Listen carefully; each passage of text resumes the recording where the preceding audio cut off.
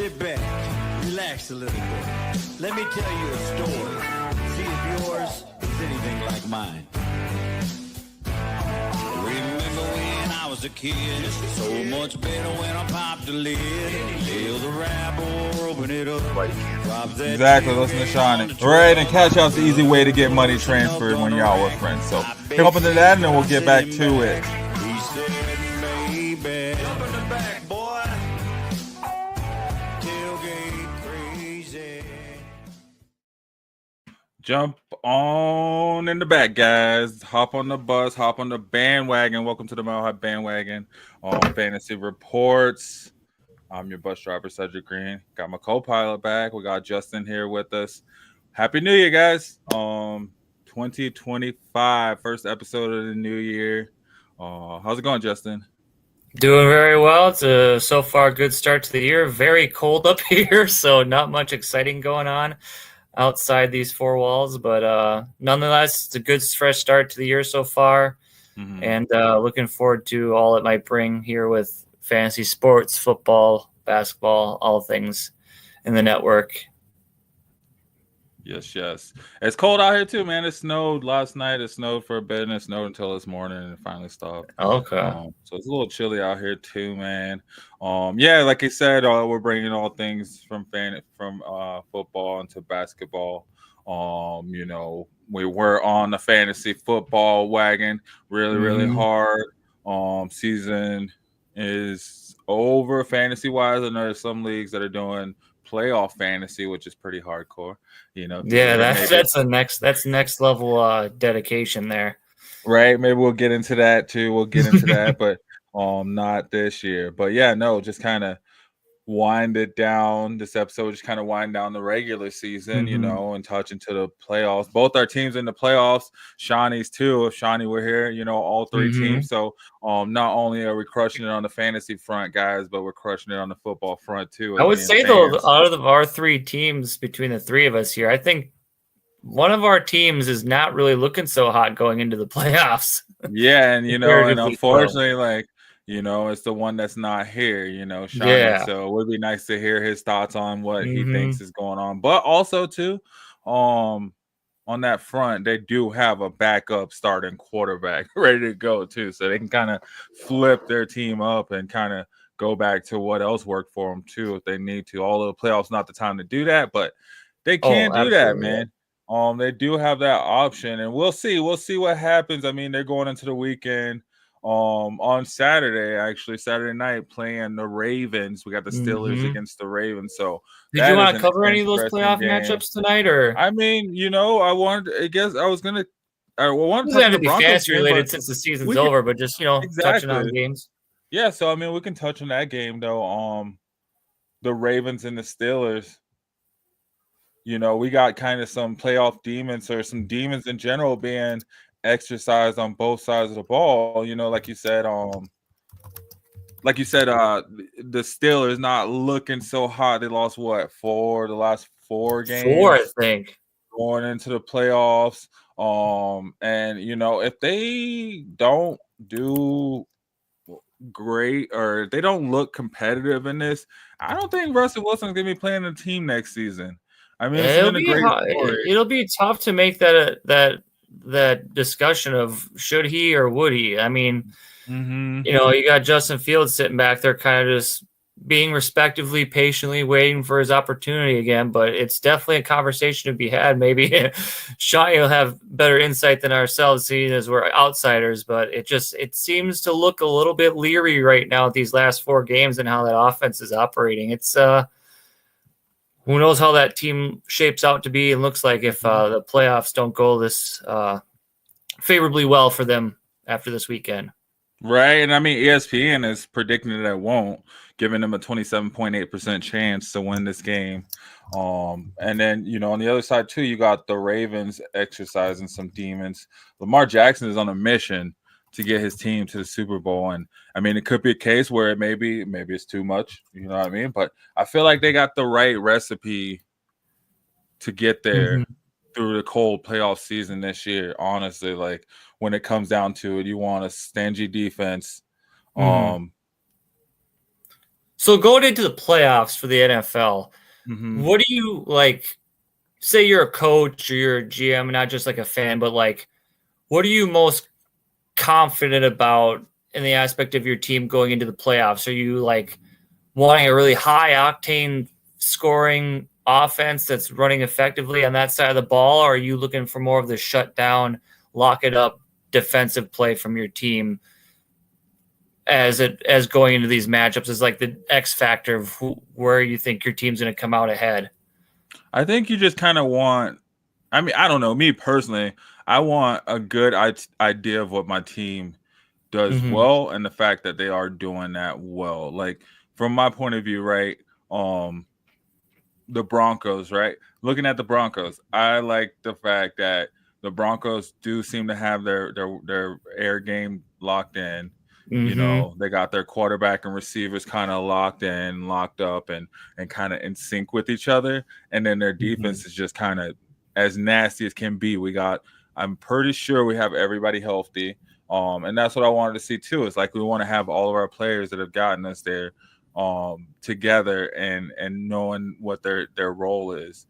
I think when you feel really confident, like from my point of view, I would love to hope to see like a solid running game, but also I know that, man, our running game. I think you've been hoping for that all year. Exactly. But I also know that they can pop off and they can do what is needed to do. Especially when it comes down to the playoffs, when, you know, the field does get shorter, you know, a little bit tighter, and you do have to get in those holes. So I think they've all gotten experience. I guess, you know, I feel like Sean Payton kind of did a good job with mixing that up and, you know, getting them all sprinkled in so that they are all ready for whoever has to take the call instead of just having it on one person and then maybe that person get hurt. So, but I mean, to answer your question, yeah, like I would like to see that the team is running on all gears, obviously, but doing well what they do best and doing that, you know what I mean? So like, to look at the Lions, man, like that Minnesota game, the Lions are like a freaking, they're like a freaking viper, right? Like they're like a viper, right? Or no, they're like what's the one with the head? Is it the cobra? I think it's the cobra with the crazy head where they come slow. Man, is that a cobra? I think it's like Chad, help us cobra. out. I think it is. What is this snake? I think it's Chad. Let me know if you're right or not. Let us know, Chad. I think it's a cobra though. But they just kind of watch you and then they strike slow and then they just come. But when they strike super, super quick. But yeah, I guess like to answer from my point of view, I'd like to see a team functioning with what they do best and being able to do that at at a high, doing that at the highest like performance or whatever the word is, doing it at their highest performance or whatever it is. What about you? What do you like to see? For me, like on your guy on the Broncos side of the ball, like this year, I going into the playoffs am very, very excited, and I'm very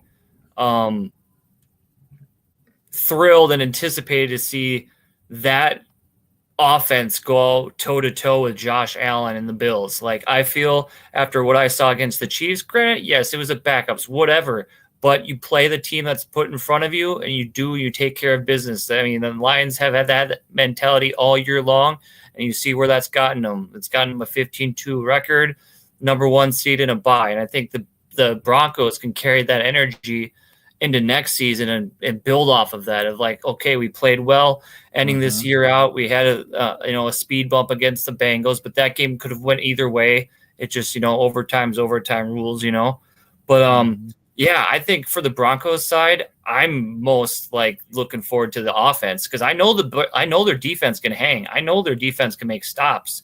I just wanted to see what that offense is capable of when they're all clicking and humming. And like, I don't know where your perspective is on it, but like for me, I think Sean Payton should be a consideration for possible Coach of the Year award. I mean, he built this team up from the beginning of the season. I mean, I know there's a lot of question marks, a lot of apprehension for the Mile High fans in Denver of like, how is this season going to roll out? Is Bo Nix going to, break out as well as he did this year? Is our pass catchers going to help him out and help grow and develop him as a thrower of the football? And I think, Sean Payton has done an extremely good job getting that team prepared for this moment and this point in the season. And I think, it's any given Sunday in the wild card round, as I've seen in the past, it can be wild. And I think the Broncos have a solid chance at the Bills this week. I think the Bills have the scariest matchup in against the Broncos out of the AFC teams that they could have played. Like, I think the Broncos are the most dangerous team that they're going to be going up against that they could have in the playoffs. And it should make for a good playoff game. Hopefully it goes in the Broncos' favor. I mean, but I know that defense and Surtain, I don't see a number one wide receiver over there for the Bills, so I don't know where he covers the field. I don't know how they shift Moss in it. And I know those linebackers will have a good eye on James Cook and those running backs. And I think it'll come down to, on the defensive side of the ball, is how much contained they can keep Allen inside the pocket and not break away and make those ridiculous plays he's known to do. And if they can do that and maybe get to him a couple times, I think the game could be closer than what national media and all those people are thinking, that it's a runaway, that the Bills are just going to walk through this game and go on to the next one. I don't see it being that type of game based off how the Broncos been playing recently. Yeah, man. I mean, we've been playing everybody tight, even so, aside from like the Ravens and maybe that first Chargers game. I was worried though when you guys had the game in hand. I think it was like 21-0, that you still kept the starters out there. I thought more of them were going to come out and get some rest because the game was in hand. It's a division rival. I am in the same mentality. You put it on them, like that's and the way we beat them. Pretty much beat them the first time too. We missed the field goal. Whatever, we missed the field goal, so it's a loss on paper, but we won. Kick that field goal, and not only are we talking about blocking field goals are just the flukiest plays. Like it was just a crappy outcome. But like you said, if they make that field goal, it's a different story. Yep, and that's the thing. Like, you can't change that. You can't prepare for that. I don't know. I think Do you have a score prediction for the Broncos game this weekend? Oh man, that's a hard one. And it's in Buffalo, right? It's in Buffalo. It's the playoffs. I don't know what the forecast is. The Chiefs went through Buffalo last year too. I don't know what here. Let's see if we can pull up the forecast really quick. Give me one moment. Yeah, you're all good. I'll keep it going. I think the score could possibly be 31-24, and I think the Bills have the edge, though, being at home.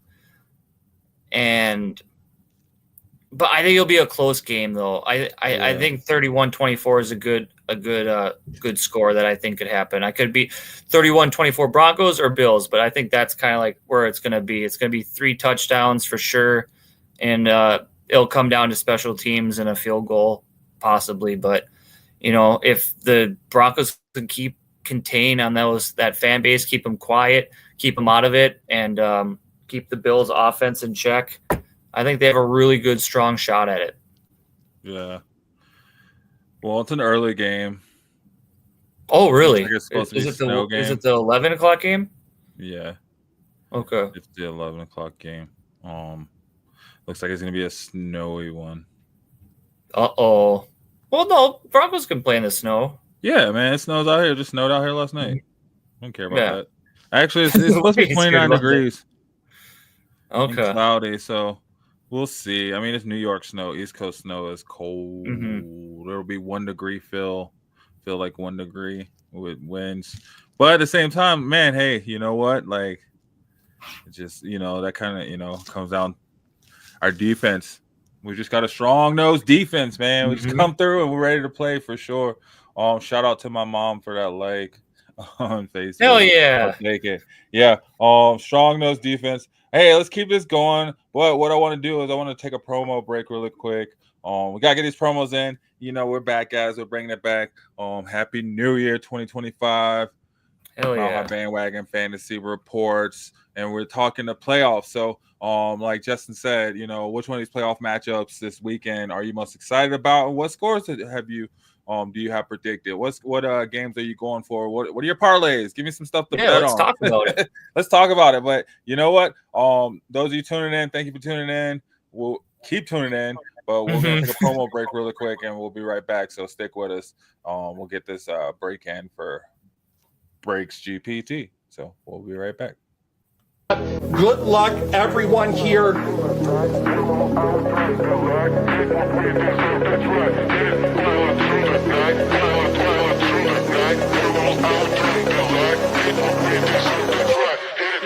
Oh my Lord, who is this? Joe Burrow! Joe Burrow! AFC North smoked it right here, baby. Fanatics, authenticated Joe Burrow on the speed, incredible hit, going to Alpha Wolf. Congratulations, Alpha. Yeah, screw Joe Burrow. We probably would have been where the Steelers are, had not. But I'd probably rather play the Bills than the Ravens. But yeah, that was Break GPT, guys. Go over there. Head over there for some sports memorabilia and cards. You can use our code Shady5 and you get a discount on that. So head on over there to their group, breaksgpt.com. Yes. So yeah, guys, we're talking about the playoffs, talking about the Broncos. I think the Broncos can win this, man. All right. They got the spread at 8.5, so it's not much. It's a quarterback or a field goal or a touchdown. Yeah, I think they can cover that. Touchdown to field goal. That's a couple of running plays, getting down there deep within the trenches. Bo Nix proves he's not afraid to get down there, get down and dirty. And the playoffs is when you get down and dirty. Look at all these quarterbacks. This is real football. This is when all that other stuff. All There's before not the season. One. It's now. It's about now. How well you're playing now. The most immobile quarterback in the playoffs is Matt Stafford. Well, yeah, he's 37 years old. That's understandable. He's never been known to be a mobile quarterback, so yeah, that makes sense. But what's the score said? What do you have for Broncos? Yeah, so for Bills this game, for this Broncos Bills game, they got it at a touchdown and a half. I'm gonna go Broncos. Obviously, I got my Broncos. Well, yeah, hell yeah. But gosh, man, I'm thinking score fast is gonna be like a close game. I think it's gonna be 30-28. It's gonna be tight, and that 30 is gonna come from a plethora of field goals. So we're kind of in the same boat here. I'm 31-24. You're 30-28. So there's gonna be points to be had. It's just where do they end up? Where do they go? I can see both teams inverse. I can see either team scoring 30 or 28, and I can see either team 31 or 24. So it should be really good way to start off the wild card weekend, a good game. Oh, I think it should be a great game to start off the wild card weekend. And then you got Bo Nix coming in with 3,700 passing yards, 3,775 to be exact. Josh Allen had 3,731. So Bo Nix got him in passing yards, got him in touchdowns, 29 and 28. Josh Allen has interceptions. He only threw 6 to Bo Nix 12. But he's a rookie. He's a rookie, man. The franchise is bright in Denver right now. You got a lot to look forward to, regardless of how the outcome is. If it ends up they end up going home after this week, they have the future's bright. They have optimism, and they got stuff that they can build off of around to get them, potentially winning the division next year. Yep, very true, very true. The running game, obviously, you got James Cook. He's the Russian leader, the Russian touchdown leader with 16 touchdowns. I think for the Broncos, it'll be a Jaleel McLaughlin game. I feel like they're going to utilize him in the passing downs and have him out of the backfield. I think Williams is going to be between the tackles, chain mover, potential goal line threat. But between the 20s, I think this is going to be a Jaleel McLaughlin game, and they're going to utilize him like how the Bills utilized James Cook, pounded a couple times in the middle. Get some short down and distance, and then use them outside to bust off a play action pass or a screen pass for a good 40-50 yards. So I think the run game is promising, and if the Broncos can get that effectively going, I think that'll make the game slow down for Bo Nix, and he'll be able to throw the ball more effectively. Hopefully, we'll need him. We'll need him to be able to throw the ball, man, because we'll need to keep the ball out of Josh Allen's hands. So as much as we can keep it out of his hands. Nix, my advice to him is, man, be you. It's not reckless. Like, you see a throw, make it. You see an opportunity, take it, because what these Bills are going to try to do, they're going to limit your opportunities and limit your chances. And if you see something like one-on-one with Sutton, and you think you can win the 50-50 ball, throw that thing, because, it is winner or go home, but you miss 100% of the shots you don't take. So if you feel like you can get that edge and make a play with either his legs or throwing the ball downfield, I mean, all bets are off. I think you go for it.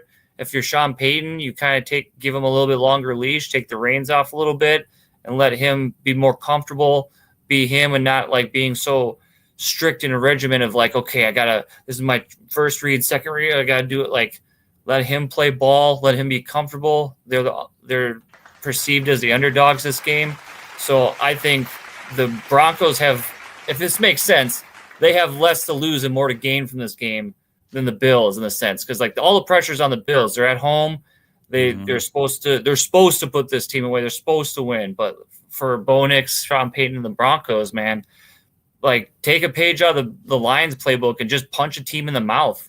Hit them early. Go up 14-0. Put some points up the board early. Put the pressure on them.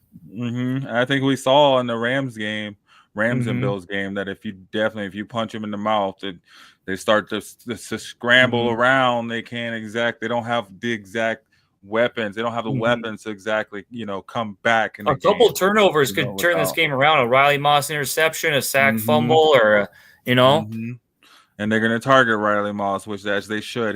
The guy's been phenomenal holding it down over there on the other side from passer 10. So, I mean, man, shoot, I'm ready. Let's go. I know, 11 o'clock come that. I'm having the TV. Hopefully they have the game out here where I'm at. So I look forward to checking it out. It's on CBS, on Paramount Plus. So I got that. You believe me? I got that. I got that. So I'll be watching it for sure. Are there any other games you're looking forward to? I know your Lions kick back and relax after just smashing. I know. I get the weekend off, so to speak, for being a fan, because with the bye week, which was much needed. I saw they brought Montgomery back. He's coming back for the divisional round. I was like, of course. I'm waiting for the Hutchinson news. We'll probably see him back. Oh man, did you see him on the sidelines this weekend? No. That man's hungry. He's walking up and down the sidelines. He's pumping up his defensive players. He's coaching them up. He's being a leader, and he's hungry, man. And this. I don't want to get too far in the weeds because they have a bye week this week. But that line, we're hungry, man. They are hungry. They smell blood. They knocked out the Vikings this weekend. They're their top competition in the NFC. They punched them, and they didn't just win, man. They held them to 3 field goals. They had that offense to 3 field goals. They made Sam Darnold look like Sam Darnold of the Jets seeing ghosts again in the red zone. They made Justin Jefferson pretty much irrelevant. He had only 3 catches, I think, for 47 yards. They locked it down, and they pretty much just told the NFC that it runs through us. You want to get to the Super Bowl, you have to go through the Lions. No, you're true. You're right about that because, I think the Buccaneers had a dominating into their season. Did you want to go over that game, the Commanders-Buccaneers game? Oh, that's going to be I think it's going to be a good one. That's going to be is that another early game run? No, that's the late game on Sunday. That's on Peacock on Sunday at 6. So man, that's a tough. I don't know who I'm taking there. That's a close. That's gonna be a dogfight, man. So weird. They got 3 Baker games. Mayfield's Sunday, playing out of his mind, but Jaden Daniels also is playing clutch. Yeah, but football. it's also Jaden Daniels' first playoffs, man. I know. This is the playoffs. Things change up. People, but who's at home? Watch film. Is it in Tampa? Yeah. Okay. Still though, I mean, Washington. I don't think that matters to Washington. It's not like Tampa's like a snowy, weathered plays. Well, no. I just, it kind of helps having your home fans there behind behind you, Yeah, no, because the Buccaneers are a very big momentum team. Because you saw when they're playing the Carolina when they lost for the first time, and like in the season, like when they're not playing hot, the crowd can be kind of quiet, and if they're not in a rhythm, up tempo, they're not running the ball effectively, and Baker's not making heroic plays, they become susceptible, and it shows with their record. I think they lose 7 games this year, so they're not exactly immortal or unbeatable. It just you gotta limit the big plays. You gotta keep Mike Evans out of the end zone. You gotta see where Bucky Irving's coming out of the backfield, and if you can get hands on him, you gotta take Baker Mayfield down because he can make plays with his legs. He can extend plays. He's a gunslinger, and if the Commanders can lock them down defensively, I think Jaden Daniels has a good chance on the other side of the football to make plays, put some points up, and keep the Commanders in this game. Yeah. I do want to say, man, to kind of cross over, man, Bo Nix does have more yards and more touchdowns than Jaden Daniels. I picked at the beginning of the year in a lot of place whatever bettings or whatever you want to call it. I had Bo Nix as my offensive rookie of the year. Yeah, I think he has better stats than Jaden Daniels. For everyone that says Jaden Daniels, and we're in cap hell, and we're in the same place as them. We're in like the same place as them in the playoffs for the most part. I mean, almost pretty much same position. I don't see any difference. But anyway, on this game, man, it is it's close. It's close. They're super close games. I think it comes down to whoever the both their running back rooms are hurt. Ben Hurt. Well, Eckler's back. He'll be playing this game. Okay, what about Brian Robinson? He's healthy. He's a good to go. Rashad White's a good to go. Bucky Irving's good to go. He's good to go. So both teams are going to be fully loaded. I don't see any significant injuries on either side of the ball. I mean, Chat, you can correct me, fill in, and if you know anything else that I'm not aware of at the moment, but I feel like this is going to be a full Arsenal rock'em stock'em matchup here. I think points will be scored. Cade Otton may not. He's questionable. Oh, really? Okay. Yeah, Cade Otton is questionable, so that may be like one of the bigger ones. I mean, Jaden Daniels is kind of questionable. He's been questionable. Oh, he's playing. So. He's going to play. Yeah. He's a day ago. Commanders head coach Dan Quinn said he's not concerned about the leg soreness. Okay. That forced Daniels out of Sunday's game. So it was leg soreness. Nothing really to be concerned about it. Outside of these quarterbacks, who do you believe is the X factor in this game to put their team over the edge? Like, who do you feel that needs to have that big performance that we saw? I think the defense outside of the quarterbacks, because that's an easy one, Yeah, I think the defenses need to have some big games and not really. They need to be on their P's and Q's and where they need to be in their positions. But I think that running game is going to come down to which running game can really show up and show out, because they both have running games that can show up and show out. But Bucky Irving, man. Bucky Irving is that X factor. If he can come out and have 150, 175-yard game, that's it, right? Like, that's kind of what you need and what you want in the playoffs. They kind of have, I feel like, obviously it feels like Tampa Bay has a bit more experience. This being their second year. They won their division, the past 4 years or something like that. Washington kind of coming into it. But again, it's like, it's like the Broncos going into Buffalo, it's kind of the same thing. I mean, Washington can come in here and they can smack Tampa in the face. The only difference, oh gosh, man, these playoffs, like every game, there's a lot of good matchups. It's like every matchup is teams that can strike really, really quick. I say the only one that seems like a cobra, strike quick. Yeah, man, it's like maybe the Texans. They're maybe a little limited, lacking some big plays. But gosh, Buccaneers have shown they can stick right there neck and neck with everyone. But I think when it comes down to a shootout, like, they kind of get a bit flustered, even though they can stick with them. It does feel like they get a bit flustered. So, oh man, but I don't know, man. I think maybe the home field advantage helps them. But I mean, Commanders have been a deadly team all season as well. And if they can pull this off, it'll be big. But I got Buccaneers winning this one. Yeah, you got the Buccaneers. Yeah. I'll make it spicy. So we can get some good cloud entertainment in the chat here. I'll go Commanders. We'll spice it up. We'll go. Yeah. Okay. I don't know what the score is. I think I'll go, let's say, 35 to 31. I think it'll be a close game. Yeah. I want to say 24-21. Okay. So in the first game, we got Ced going with his Broncos. I'm taking the Bills. And this matchup, Ced's going with the Buccaneers, and I'll take the Commanders. Yes. So far. And I think the X factor for me, I don't know if we got to yours, but for me, on the Buccaneers side of the ball, I feel the X factor for this game with Marshawn Lattimore playing. He has that history with Mike Evans. They have that matchup where he's able to lock him down and like really take him out of a game. That emergence of that rookie wide receiver, Jalen McMillan, I think he could feast on this game, find those zones and getting it. He's a red zone target too. He's got quite a bit of touchdowns in his rookie years. So I think for the Buccaneers, if they get Jalen McMillan to take advantage of some breakaway plays and explosive, maybe a touchdown or two, I think he could really tip the scales in the Buccaneers' favor if he can find himself open and in Baker Mayfield's eyes. Because that Marshawn Lattimore, Mike Evans thing it's real.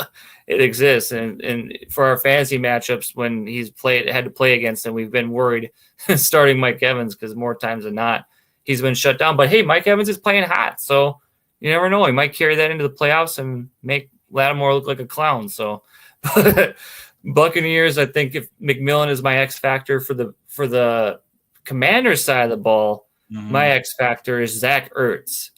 He's been a solid tight end for them this year, a solid safety blanket for Jaden Daniels. If they lock down Terry McLaurin and those other wide receivers, or even Austin Eckler out of the backfield, they make it hard for Jaden to find plays down the field and big explosive chunk plays. I feel like Zach Ertz could find himself on the receiving end of maybe a goal line or a red zone touchdown, or a lot of chain moving first down catches that could keep drives going for the Commanders and really help them take it over the edge to keep the pressure on the Buccaneers this game. So Zach Ertz is the Commanders X factor. Jalen McMillan is the Buccaneers. And I think just like the first game, Broncos, I think a lot of points are going to be scored. I think the defenses in both games are going to play well, but I just feel like these offenses in these first two games we talked about, they've put up points all season long, and they really know how to expose deficiencies in defenses if they're caught sleeping or they're not on their A game. Yeah, man. Dang, these are all some fun games. Yo, let's take a moment. All you new people that just kind of tuned in. We had a couple people just tune in. I see some of you guys checking in on the YouTube. Thank you. Don't forget to hit that like button. And those of you on Twitch or Twitter that have been sticking with us. Let's take a promo break really quick. When we get back, we'll talk some more of this NFL playoffs. Guys, let us know in the chats which games you're looking forward to and why are you looking forward to the Broncos in the playoffs. But let us know what you're looking forward to, which one you're more excited about. And then stick with us. Don't forget to hit that like button, share us out, and we'll be back here in a moment. We'll be right back.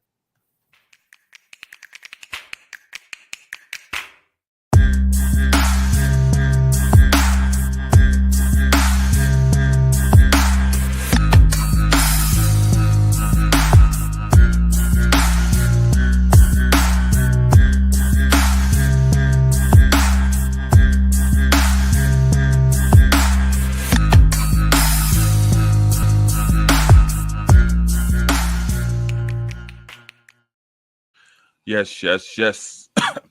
Guys, thank you for tuning in. You are watching Fantasy Reports on Shady Sports Network. My Bandwagon, something like that. I'm your bus driver, Cedric Green. We got the co-pilot. We got my co-host, Justin.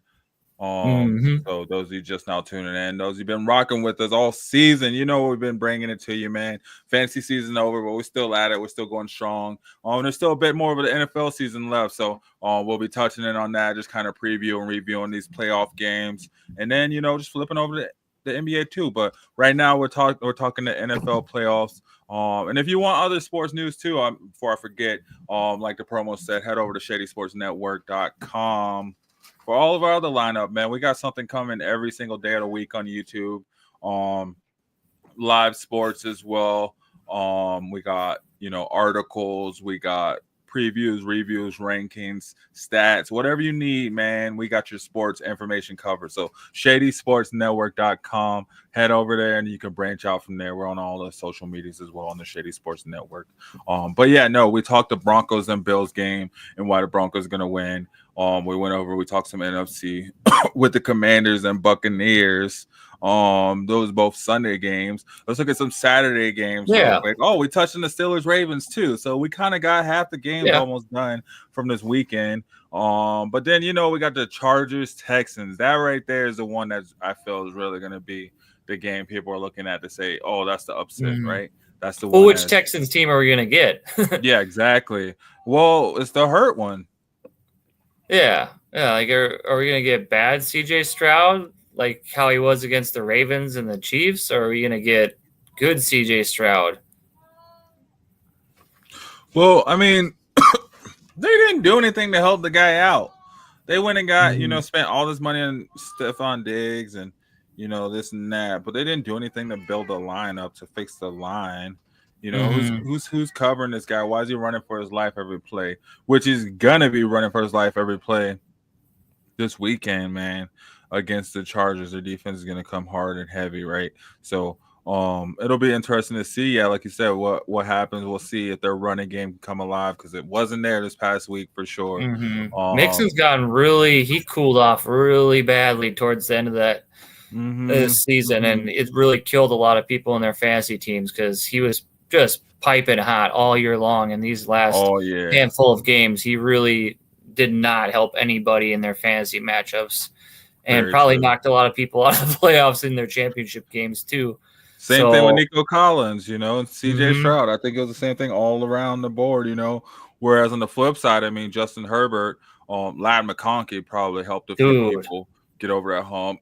J.K. Dobbins not so much. He's kind of in and out of being hurt, but definitely Ladd McConkey, and I think Herbert came in solid for a few people in these past couple weeks. So, I mean, from a fantasy point of view, it already looks like the tides have been flipped, right? It looks like the momentum has flipped over, and the Chargers kind of got that in their corner. So it'll be interesting to see if that home field advantage can help the Texans and they can carry that experience from last season and carry it into this year.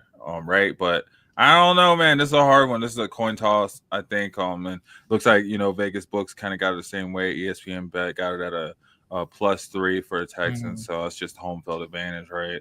Like a field goal. Yeah, it'll be it's our one playoff game to start off with inside. It'll be in the dome. So all the other playoff games we talked about so far are going to be outdoor games, susceptible to the weather. So this one, conditions will be under control. Climate will be under control.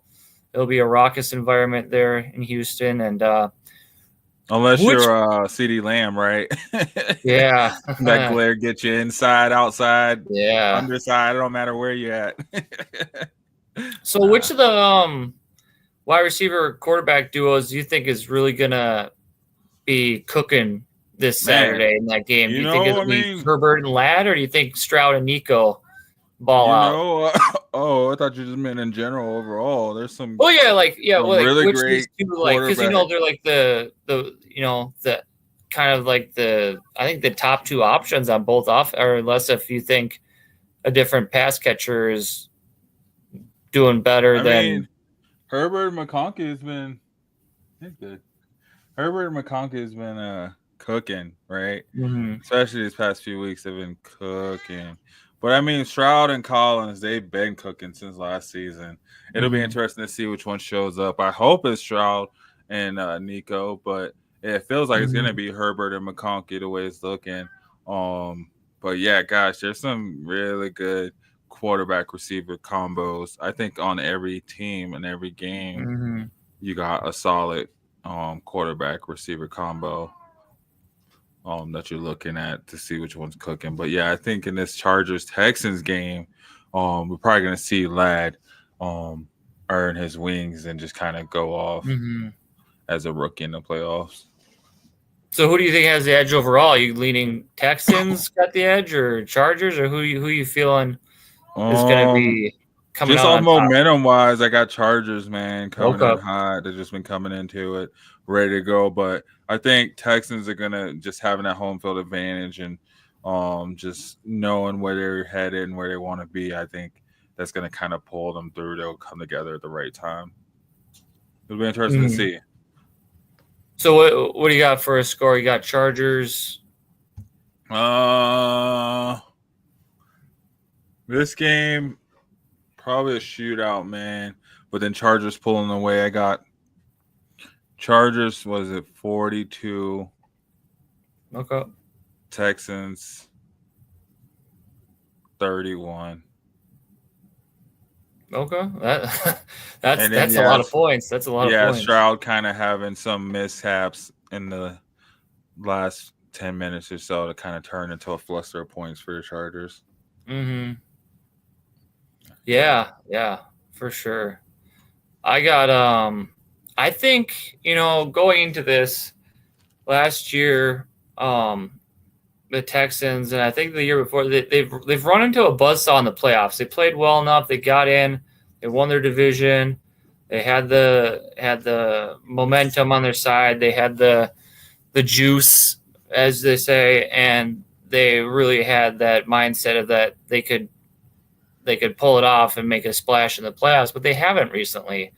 Whereas on the other side of the ball, the Chargers don't really have much playoff experience. They don't have that volatility of what this game brings and what this means, and they don't have that experience of like big plays and big games. But that's not to hold anything against them, what they're capable of doing this weekend. But I think that plays a factor in how the outcome of this game plays, with the Texans having that heartbreak, that heartache from years past, not getting to the next round of the playoffs and having that experience there.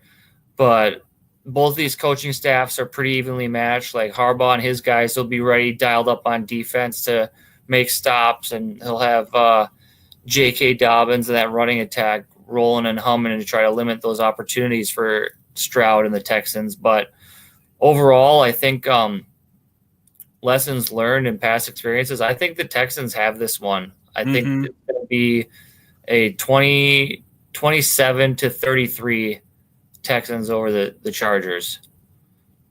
Oh man, so you got same difference, like over a touchdown difference. They're really close. Really, the only difference is we just have different teams. What worries me with the Chargers is they don't have more questions on how. I mean, they'll be prepared. Like Jim Harbaugh will have them going and whatnot, but like, which Chargers team are we going to see? Are the charging Chargers that choke away games, or is this a situation where it's a whole new Chargers? This is a whole new team, kind of like what the Lions went through last year and the year before, where it's breaking that mold of the same old Lions and coming up with a new identity and a new culture and a new saga. So I think that could happen for the Chargers, but I don't see the Chargers getting over that hump this year or getting over that edge. I mean, they'll play a good, honest game this weekend. I mean, it would be fun to see a Chargers Broncos in the next round of the playoffs going at it, but yeah. I don't think it'd be Chargers Broncos though. I think it'd be because I think Broncos would play the Chiefs, be in the 7th seed. Oh, that's right. Yeah. The Chargers would play. They do the reseeding thing. So yeah, you're right. Yeah. But that's my prediction or preview or input takeaway from the Chargers Texans. Yeah, man. Cool. Yeah, no. And the same thing, yeah, like you said, we got it, kind of similar and close, just in different directions. Both more than over a touchdown difference in points. I think you kind of see I'm just surprised you're going with your rival there with the Chargers. I thought Chargers are hot right now, man. Yeah. They kind of come in and they got some things going right now, and I mean, this is what Harbaugh does. We build a team up, like we said, I think a couple weeks ago, it builds them up, first couple seasons, 3 seasons. So we'll see. It's interesting. They're not charging right now, and this is a chance to prove where they really stand. I think, like, I was listening to the fan, I think it was yesterday, and Marilat was just saying, how he feels like with the Broncos is kind of like the measuring stick, like not even win or loss, just kind of how the game goes, kind of shows you where they kind of are. Definitely, obviously, if we go in there and win, it's like, oh dang, like, okay, let's, we can just put some pieces on top of it. But like, if they go in and they get blown out, then it's like, dang, well, maybe it just we're not where we needed to be, but we're ahead of schedule. Kind of same thing with the Chargers too. Like, they know they're a couple pieces away, and playing this, depleted Texans team will kind of show them where they stack up. I feel like, but yeah, no. Moving on, I think there's only a couple more games. We'll just touch on those real quick. A couple more games to touch on. We'll close out Sunday. We got the Packers and the Eagles. Ooh, 2 teams that have been gunning at your Lions all season and falling short every time. Man, just it's all these teams. I don't think there's a team that's in the playoffs that you can look at and be like, I don't think that team deserves to be there. Agreed. They all deserve to be there, and they all have had a chance to equally like win their divisions. I mean, quite honestly, even Broncos and Chargers too. Like a couple of plays away from beating the Chiefs or beating the Chargers or whatever it may be and taking that division. So all these teams, so especially these 2 teams, Green Bay been kind of, on that Pittsburgh skid these past few games. They lost to the Bears at home. Yeah, that's not, that's not what you want going into the playoffs. Kind of pulling the Rams move, where it seems like the NFC just kind of does that, right? Like they're like, oh, well, we made the playoffs. We don't need to play. We'll just go into the playoffs and start the season. Well, they did end up playing, though, because Jordan Love got hurt and Christian Watson got hurt. And they won't have Jair Alexander for this game. So I don't know the injury status on Love and Watson. I think Watson's got the torn ACL, so he's done. Jair's did surgery, I think, last week, and he's done for the year. And, Jordan Love is with his elbow. I think he should play. You think he should be okay. I think he's going to play. I mean, Jalen Hurts is, questionable too. So, oh, really?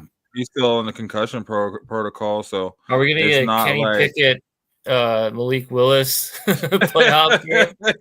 Yeah, right. How we talk about how all these playoff games are exciting, and then we just get some B squad playoff game limping into the playoffs. Right? It'll be fun. Yeah. Josh Jacobs, Saquon Barkley playoff edition. Right? That'd be exciting to see. I'll watch that. I think I watched that. I'd be like, okay, let's go. Let's get it. There's some running going on. But yeah, no, both quarterbacks are questionable. Jordan Love with his hand issues and Jalen Hurts in concussion protocol. Okay. Devonta Smith is questionable. AJ Brown's questionable. Damn. Christian Watson's questionable. So Christian Watson's out. I think you just touched on that, didn't you? Yeah. With that ACL. So I think that out of all the games, this is the game with the most injury question marks. Out of all the games, yeah, I think so. Yeah, I think so. Well, Texans obviously. Well, injury question marks, like you said, question marks. So that's a big difference, right? Like, with the Texans, they know their people. Does it change your mindset though if they announce before the game that Kenny Pickett will be starting and Malik Willis? That's crazy. Just wild to see. Like, hey, you know what? The last time the Eagles won the Super Bowl, well, I guess. Yeah, but I think Nick Foles is a better quarterback than Kenny Pickett. Maybe. I think it's just the fact of teams haven't had a chance to scheme for it either, though, right? That changes things too, right?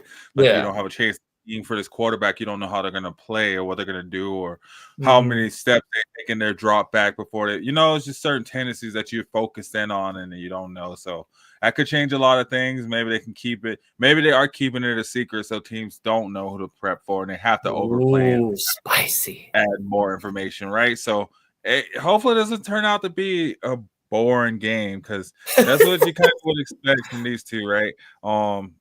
That Bears Seahawks game, that 9-6 or whatever the hell that was. Yeah, but I got the Eagles winning this. Yes, I'm with you on this one. I think it's gonna be the Saquon Barkley show. Yeah, he's gonna have a couple tutties, like 21 to 17, or even 21. You think that close? Yeah, I gotta be tight. Hey, Eric, fellow Marine, what's up, brother, man? Tell us your score prediction for that game. You Steelers Nation, what are you thinking about this old Steelers game? Are you confident going in there playing Lamar and King Henry with the man? You know what? I just saw. Oh man, it's whatever. We'll get on that. Henry connection. It's a shame Shawnee is down. We could get into that game more, but yeah. Right? I mean, it'd be nice to touch on that game. Big shout out, Eric. Thanks for showing the love, man. Don't forget to hit the like button, bro. Long time to talk to. This Eagles-Packers game, I got it being a close game. 21-20. Coming in tight. Yeah. What are you thinking?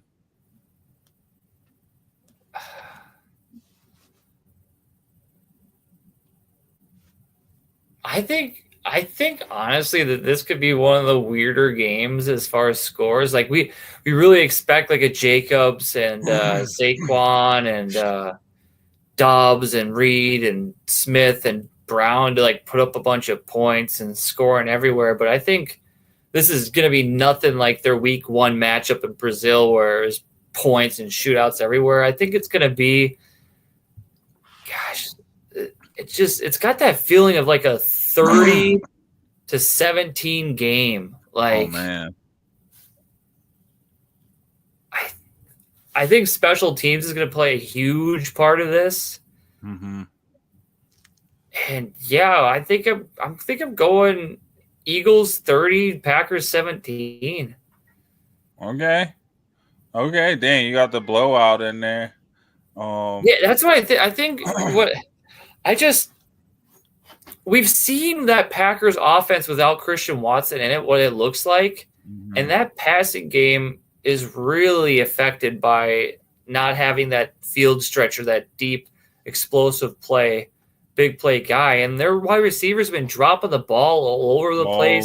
Reed's been ghosting most of the season. I mean, he pops up here and there, but that receiving attack has been so consistent. The only guy you can really count on has been Tucker Kraft, but even in these last couple of games, he's kind of been, disappeared a little bit. And with Jordan Love's hand, how much does that affect his passing ability? And he doesn't really scramble, and they don't really, LaFleur has his image of what he wants his offense to look like. And I think that if they can't get Jacobs going and get Jacobs going early and often, they punch it in for a couple rushing touchdowns right away, I think this could be really ugly in the sense that Eagles get up and ahead and they lean in that running game or that tush push with Hurts or that just, and it could get real ugly fast because when offenses play the Packers that have a proficiency of putting up a lot of points, like the Vikings,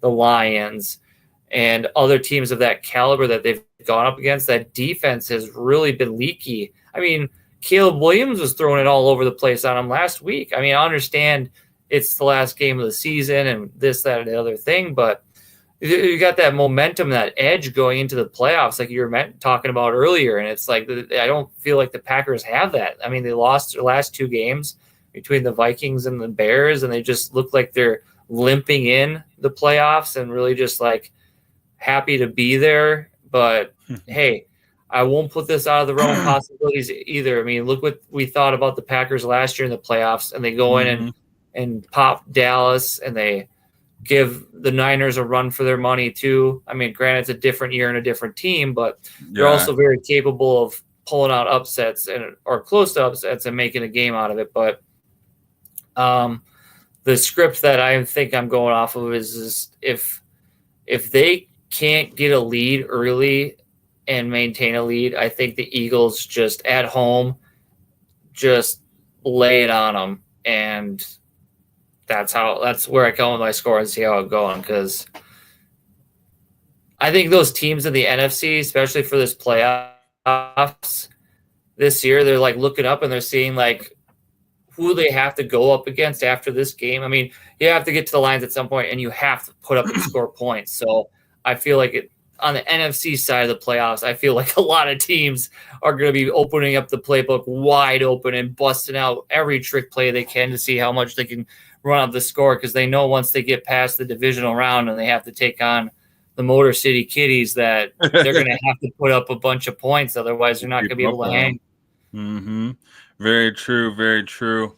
Jump back. But yeah, I'm taking the Eagles with you. So there we go. What is your score prediction on it? It was 30-17 Eagles. Oh, yeah, that's 30-17. Yeah. A big blowout. And then we said on the Steelers game, it's a revenge game. Henry isn't as bad as he once was. So we'll see. Because I mean, it's like you still got the other running back, Lamar Jackson. You think there's still some Russell magic? Russell Wilson gonna? I know, that's the thing. I think that's what's holding them back over there in the Steelers. I mean, George Pickens has to catch the ball. Yeah, they always have wide receiver issues, man. Yeah, over there in Pittsburgh. For some reason, I can't think of a wide receiver that hasn't had issues. And I can't get too much into that Steelers-Ravens game because I'm not the connoisseur or like a Steelers guy or a Ravens guy. He's not here tonight with us, but I think it's going to be a true AFC North battle like they've always been. I think it's going to be a lot closer than their last game. And, we've seen what Lamar can do in the playoffs, but we also seen bad Lamar in the playoffs. That's always a possibility too. So it's funny because like you said about the Packers, Eagles, they could run up the score. On the AFC side of the house, they just kind of try to dumb it down and just kind of wear you down and chip away and kind of hit you with those haymakers, man, those big heavy long running plays. So it'll be exciting to see what happens in that Steelers game. All right, so got one more game to touch on. We got that Monday night game, which is weird. They only have one game Monday night. Why do you have all these games Sunday? And I guess they're trying to fill up all of Sunday.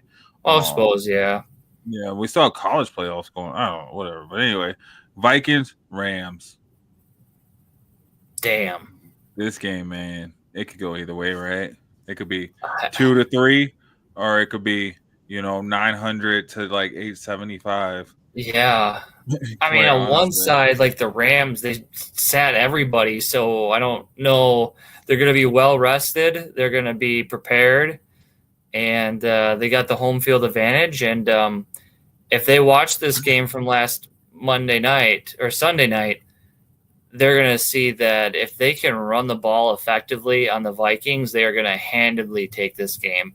And if they take Sam Darnold off of his game, give him pressure, speed up his clock to where he can't sit back there for 3-4 seconds to find those big deep shots to Addison or Jefferson, that I think advantages Rams. I mean, the Vikings need to come out, shake off that loss this Sunday, like short memory, really short memory, just throw it out the window and come out pissed off, come out on offense to make a point to like seal the deal in the red zone, get those points. Don't settle for field goals, but also don't play outside yourself. I mean, we saw what the Lions did to them on Sunday night, forcing them to go for it on fourth down, which they're not comfortable with. They haven't been doing it all season long. They're not used to running that and doing that.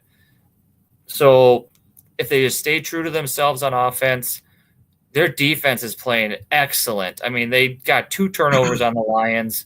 They were, for the most part, keeping things in front of them. And their offense let them down and didn't put up points on the board off of those turnovers. And really, and that Van Ginkel guy almost had a pick 6.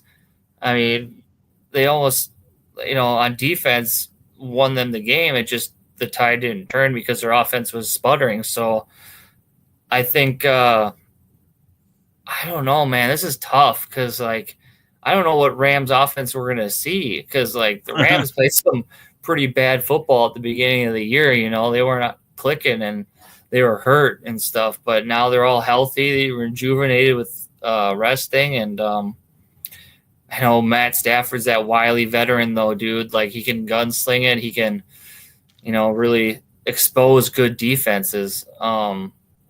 And those pass catchers are just as good, if not, than the Vikings. Cooper Kupp and Puka Nacua versus Addison and Jefferson. I think offensively, these two offenses match up pretty similarly.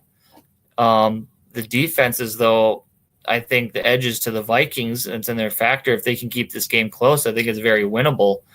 But if it starts to get a track meet, run away with them, I think the Rams should have the edge. I think though, I think the Rams beat them earlier this year, right? Yes, I think so. Regardless, I think they did. So I am going to go. Yeah, the Rams beat them 30-20 back in October. Man, this is a coin flip, man. I think I'm gonna go Rams. This one, I'm gonna take the Rams. There we go. Okay, we got. What about your score prediction?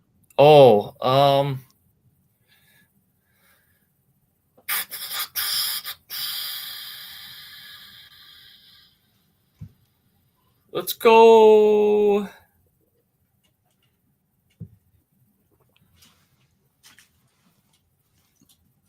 $27-28. Oh man. Yeah, man. I feel like the Vikings are just happy to be here. They've been, of course, they've been kind of crushing it. You think it struck midnight on them, like the Cinderella season? Yeah, I think it kind of struck midnight. It kind of like, honestly, I mean, I think that Bills game when they went off, I mean, they haven't gotten over 25 points since then. And they scored 25 points against the Seahawks and lost. It just really scares me with them only putting up 9 points against the Lions.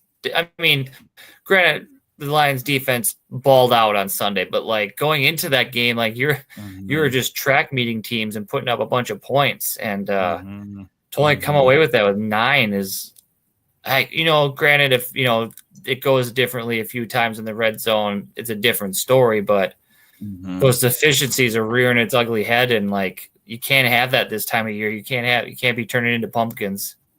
Yeah, I mean, it's a game, like you said, they're pretty similar teams. This is just a matter of which one shows up. The only difference, I feel like teams have figured out Sam Darnold, but it'll be interesting to see how he holds it down. He was, a top 5 pick for a reason. So, I mean, he's fully capable of, slaying it with Stafford and making it a game, but exactly.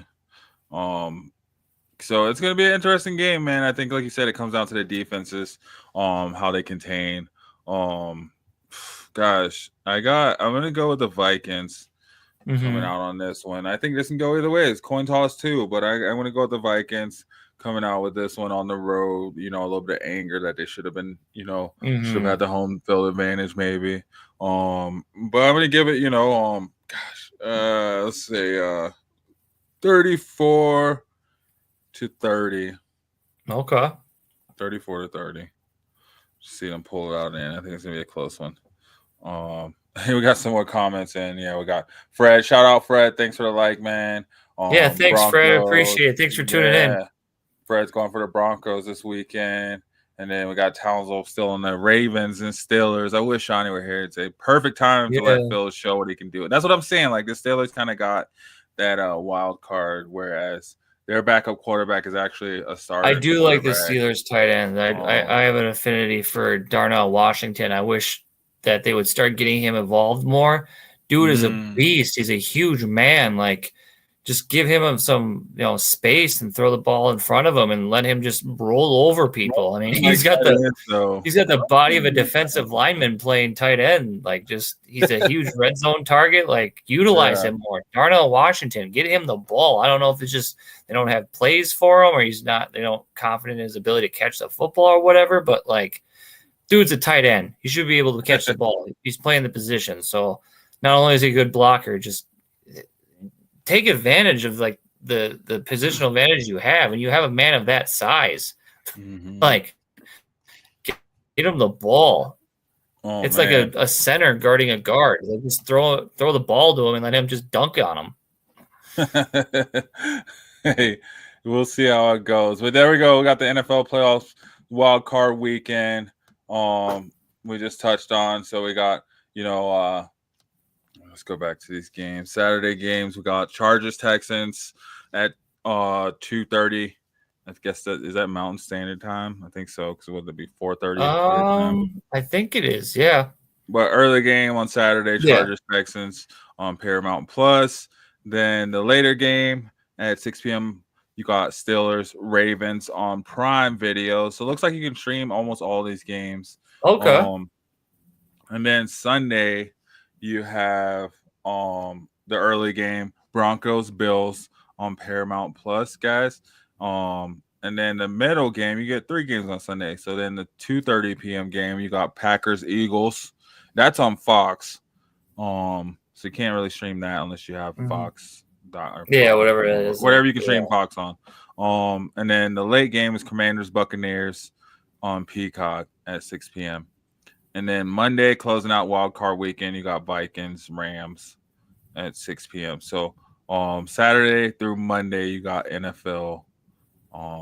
Which games are you guys looking forward to? Let us know. Chad, fire it up. Fire some questions on us. Lay it on us. We're here to talk to you and live it up. I mean, we're just transitioning out of our NFL playoff preview and going to hit up some basketball. I know it's a different change of pace and a different sport, but we still all about that ball. Hey, it's still all about sports, right? I think that's what we're here for. It's just to kind of keep something going. But we're still talking football as football season's going on through the playoffs. We will keep you guys updated with that. But we will, just to keep you tuned in and to, so we're not sitting on here giving you top 10 movie picks, right? We don't want to do that. We want to keep talking sports on Shady Sports Network. So we'll keep it going. And right now we'll keep it going too. We're going to jump over to another promo. Those of you guys that joined in, thanks for the love. Don't forget to help us grow. Hit that share button, hit that like button. Please get the word out. It doesn't cost a thing to press share. So we appreciate it. And we, thank you guys for tuning in and keep tuning in with us. We're going to get this a little longer promo for Wanted. I haven't gotten one of these in a while, so I really want to get this going. For a change of pace, like Justin said, change of pace. So this is a little different too. It's a true crime podcast, so it's not even sports at all, but maybe it's gonna go hand in hand, right? You maybe you need a little break of this fantasy season. You came out with championships, you just need to decompress a little bit, or you had a bad playoff run and you want to get it off your brain, off your mind, whatever it may be. You're trying to just get yourself all zoned out before the lineup of playoff games this weekend for football. Just different pace. It's good, interesting, fun stuff to check out. I listened to the whole thing front to back, top to bottom, and I loved it.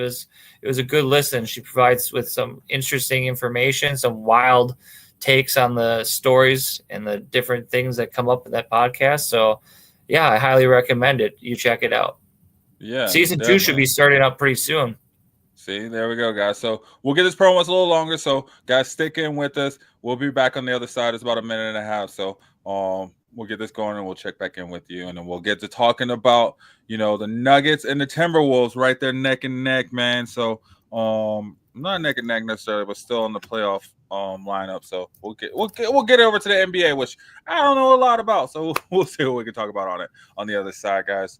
Thanks for tuning in again. Don't forget to hit that like button, share button. Here we go. True crime fans, I have a podcast you need to check out. Wanted. That's right. Wanted. Hosted by A.C. Roberts. This takes you into the darkest corners of unsolved history. Each episode dives deep into the chilling cases of killers who vanished into thin air. Some you've heard of, and some you haven't. Imagine the terror of the Texarkana Moonlight Murders, or the mysterious legends of the Bloody Benders still haunting Kansas. AC doesn't just tell you what happened. She immerses you in it, taking you step by step through each unsolved case in a gripping storytelling style atmosphere. So if you are ready to explore killers who got away, search for Wanted on Spotify, Apple, and wherever you listen to podcasts. That's right, Wanted. WANTED on Spotify, Apple, and wherever you listen to podcasts. And then go follow them on Instagram at _wanted_podcast. That's THE_WANTED_PODCAST. Again, Wanted, hosted by AC Roberts, everywhere you listen to podcasts.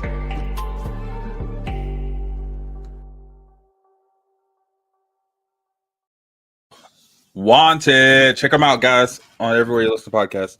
The Wanted podcast, True Crimes. Oh, yeah, guys. So, like Justin said in the chat, well, we're talking the playoff. We'll carry you guys. I'm all jumping around. See, that's what happens when it's all good. We're just getting back in the swing of things, right? It's been a minute, and I miss you guys. Like I said, thank you for tuning in. On those of you that are here with us most of the time, or those of you that are just tuning in, you new people, thank you for checking me out, checking us out. I think that's just testament to what we're doing, to just have people even tuning in. And then, as always, Chip always has to chime in. My cat, he always brings his word or two into every segment. He's got a take. He's keeping it fresh. Exactly. He lets you know if he doesn't agree with you or not, man. He will tell me what his team is. Anyway, yeah. So we were talking to playoffs, and we'll carry you through the NFL playoffs, breaking it down each week as we move into the Super Bowl. We'll get into talking to awards, Pro Bowl season. So next Tuesday, and maybe this Sunday, we'll see how it looks this Sunday. Maybe Sunday show, but for sure next Tuesday we'll talk about that coach carousel too. I know. Oh yes, Chad. Our question to you on the bandwagon: what are your thoughts on the coaching carousel in the NFL going into the 2025 season? Who's on your hot seat?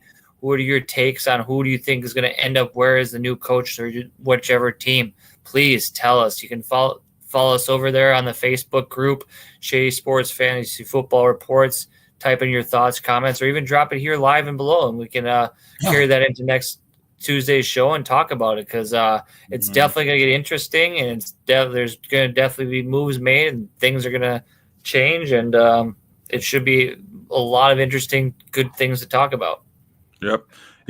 So yeah, like you said, and then I got the link, Shady Sports, the football, or the Facebook link below, or just Shady Sports, or Discord. I think we have a channel for it, right?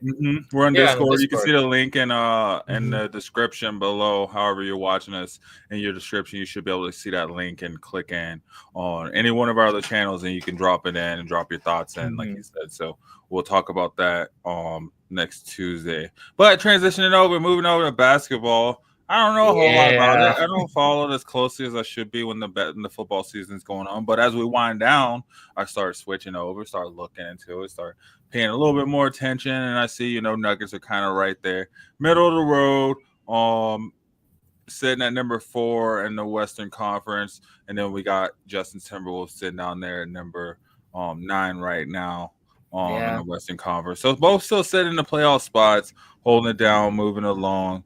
But we have, quite a bit more season to go. Did they just do the All-Star weekend, or is the All-Star weekend? No, All-Star weekend is coming up. I think it's when is that? Isn't it February? I think it's after the Super Bowl. Oh yeah, it is after the Super Bowl. Damien said definitely. But we're coming up on it, and we'll cover it. We'll tell you our picks for the NBA All-Star rosters. Who do you think should be in? Who should be out? That'll be fun. We'll all see. That stuff. We'll catch up on it. We've got like half a season of basketball to talk about here coming up in the off season. So something to fill the gap here between NFL fantasy seasons going on until the draft happens, pro Super Bowl. So if you like talking ball, we'll be here to talk ball with you. Yep. That's the cool thing is we have all this to roll into from the NBA season to catch up to in these next few weeks as we go on. Because, as the NFL season winds down, playoffs get shorter, less teams, less things to talk about. But then there's more to catch up on the NBA. And then hopefully by the time that, off season comes for the NFL, we're caught up on the NBA and we can kind of just roll into it. But, yeah, that's the thing. Like, we're just here to just talk about this. We're not saying we're the experts on it. We're just here to No. It's all fan based opinion here. No couch coaching or analytics or like just whatever. We're here just talking ball, shooting the shit. Definitely a lot of couch coaching. I think that's what it'll be. Yeah. So it's with my Timberwolves, like try to keep it minimum because man, they are frustrating as hell this year. Man, talk about frustrating. I just feel like. Man, did we get Aaron Gordon back? I don't know if we got Aaron Gordon back. Is he coming back? I thought he was still out. He has been out. I don't know. And dang, Joker's I know out Peyton tonight. Watson has been filling in a lot for him. We got the Joker ruled out tonight with an illness, so we'll see. What? Yeah. You're sick of playing ball? Sick of playing subpar ball. Can't be the MVP if you don't play. Man, it's just honestly, I haven't been watching a lot, but I have looked into this past them against the Spurs these past two games, and just his little personal matchups against Wemby. Since Wemby came into man, I feel like he could snap Wemby. Like Wemby is like tall and lanky, like Joker's big and like stout. Like yeah, but Wemby's a beast, man. Wemby's like Kevin Durant. 2.0. Oh, hey, Damian, cool. 3.0. What do you think about the Bulls retiring Derrick Rose's jersey? Hey, I think that's awesome. Derrick Rose. Yeah, I thought that was well deserved. I wish, man. Oh, gosh. His Derrick poor knees, man. If his knees never gave out, he would have been first ballot Hall of Famer. Man, look at look at the Spider, man. What's his name in Cleveland? Donovan Mitchell, man. That's Derrick Rose 2.0 right there. I think he would have carried the Bulls pretty far. That was a good comp. Yeah. Especially if he would have stayed around and managed to hang around until they got like these new guys, oh gosh, they could have made some damage. They could have done some damage. And that would have been stretching it a little long. He'd have been going a little long with the team, but he'd had like a LeBron-like effect. His actually came into the league after LeBron. He still could be, holding on if his knees had held up. So try being a Bulls fan, try being a Nuggets fan, and you watch your team have the best team 2 years ago, That's because you got that championship expectations. I mean, like comparatively to the Bulls, right? Like they haven't had a championship in a while now, so they're hungry. They're starved for it. They just their roster has been fluctuating and rotating out for the better part of a decade now. So, well, yeah, when you have a player that's been hurt for the better part of a decade, right? Yeah, and Ball, you're just now getting him back. And then they just kind of have, did they get rid of DeRozan? Yeah, I think he's traded now. I think he's off on a new team. I'm not sure if it's like, I think it's in the Western Conference. I want to say the Kings, but I'm not entirely sure. Like I'm with you. Since the football season's been going, we've been doing our thing here. I've been following the basketball as much as I normally would, and keeping up with all the news and notes and transactions and whatnot. But I've been keeping one eye on it. Been like seeing a lot of Wolves losses, that's for sure. But, not like a whole lot. It seems like it, but only 17 losses. I mean, it could be 29. Just when you see like, But after the way they ended last year, there's just the high expectations. Just the thought it was supposed to go to the next level, take the next step, but I think that trade set them back a little bit, and they're trying to recoup and like recalibrate their roster off of that. That's how it goes. I mean, they had Karl-Anthony Towns. He commanded a lot of attention, even though he wasn't maybe what people expected him to be, him being a first round pick, but he commanded a lot of attention, especially in his position. In a position, I think too, though, like with Anthony Edwards and these other guys they have on their roster, like they had to pay Karl-Anthony Towns, and I don't think at the end of the day they were comfortable with paying him with what they had to pay him when they're already paying Gobert and some of these other players on their team. especially when you have Gobert. Like it makes it a bit easier to get rid of a Karl Anthony Towns when you don't need the Twin Towers. Like you don't. This isn't. I feel like for the chemistry team, it hurt them a lot because Cat and Ant had that chemistry going through the playoffs, and we're playing well. I feel like Ant ain't built like Anthony Edwards, or Cat ain't built like Ant. Yeah, they're totally different play styles. Was a little bit sure. spicier than what than what Karl Anthony Towns is used to dealing with. I don't know. I just feel like every time Karl Anthony Towns totally feels like. He reminds me of Tim Duncan. Like every time you look at him, he just has a shocked look on his face. Like, what? I don't know. Did I actually make that? Oh shit. Yeah, no. So I feel like it was just a whole different flavor too. Because they sat down, they talked with Anthony Edwards. They talked with Rudy Gobert. Well, you had to. That's your franchise right there. Yeah. Like Karl Anthony Towns, they had been wanting to get rid of him. I think that was the whole thing. Like they hadn't really clicked. And unfortunate, hopefully it doesn't. What happened with KG doesn't happen with him, right? Where he goes to the East Coast and then he wins the championship, right? Before Minnesota's still sitting there like, oh, well, what do we get? Yeah, because I don't know how well the Knicks are doing this year, but on the positive side for it, though, I hope he's doing well over there with the Knicks and playing well and helping them win games.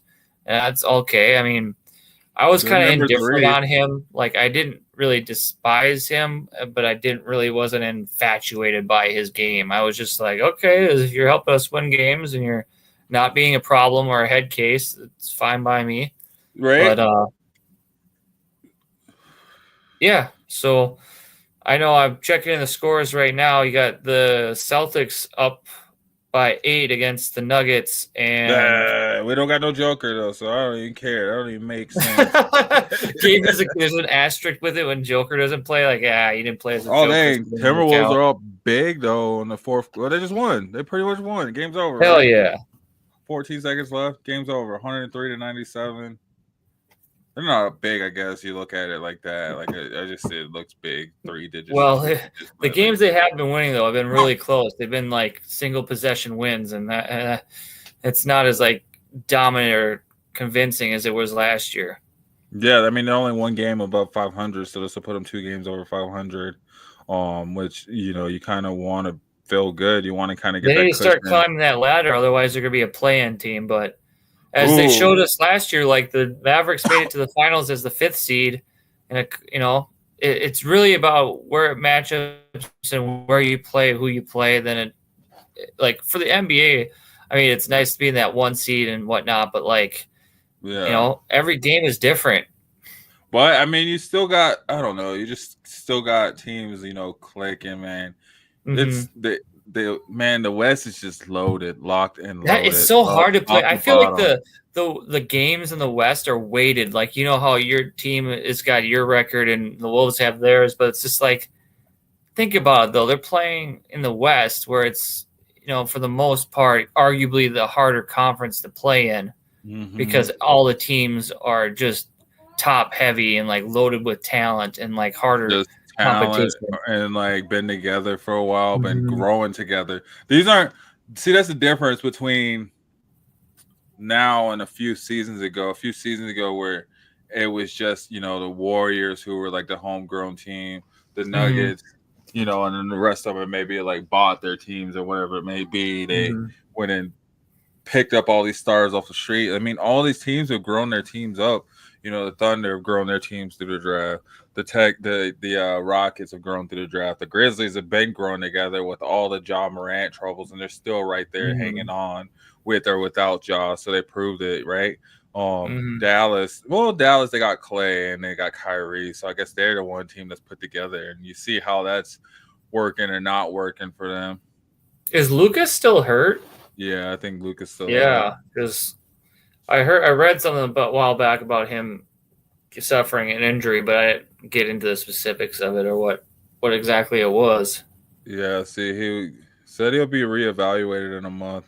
That was 12 days ago. So, hey, they still won tonight. They beat the Lakers 118-97. So I think they'll be fine. I feel like Clay's been looking pretty good lately. I mean, that's it though. They got Clay and Kyrie too.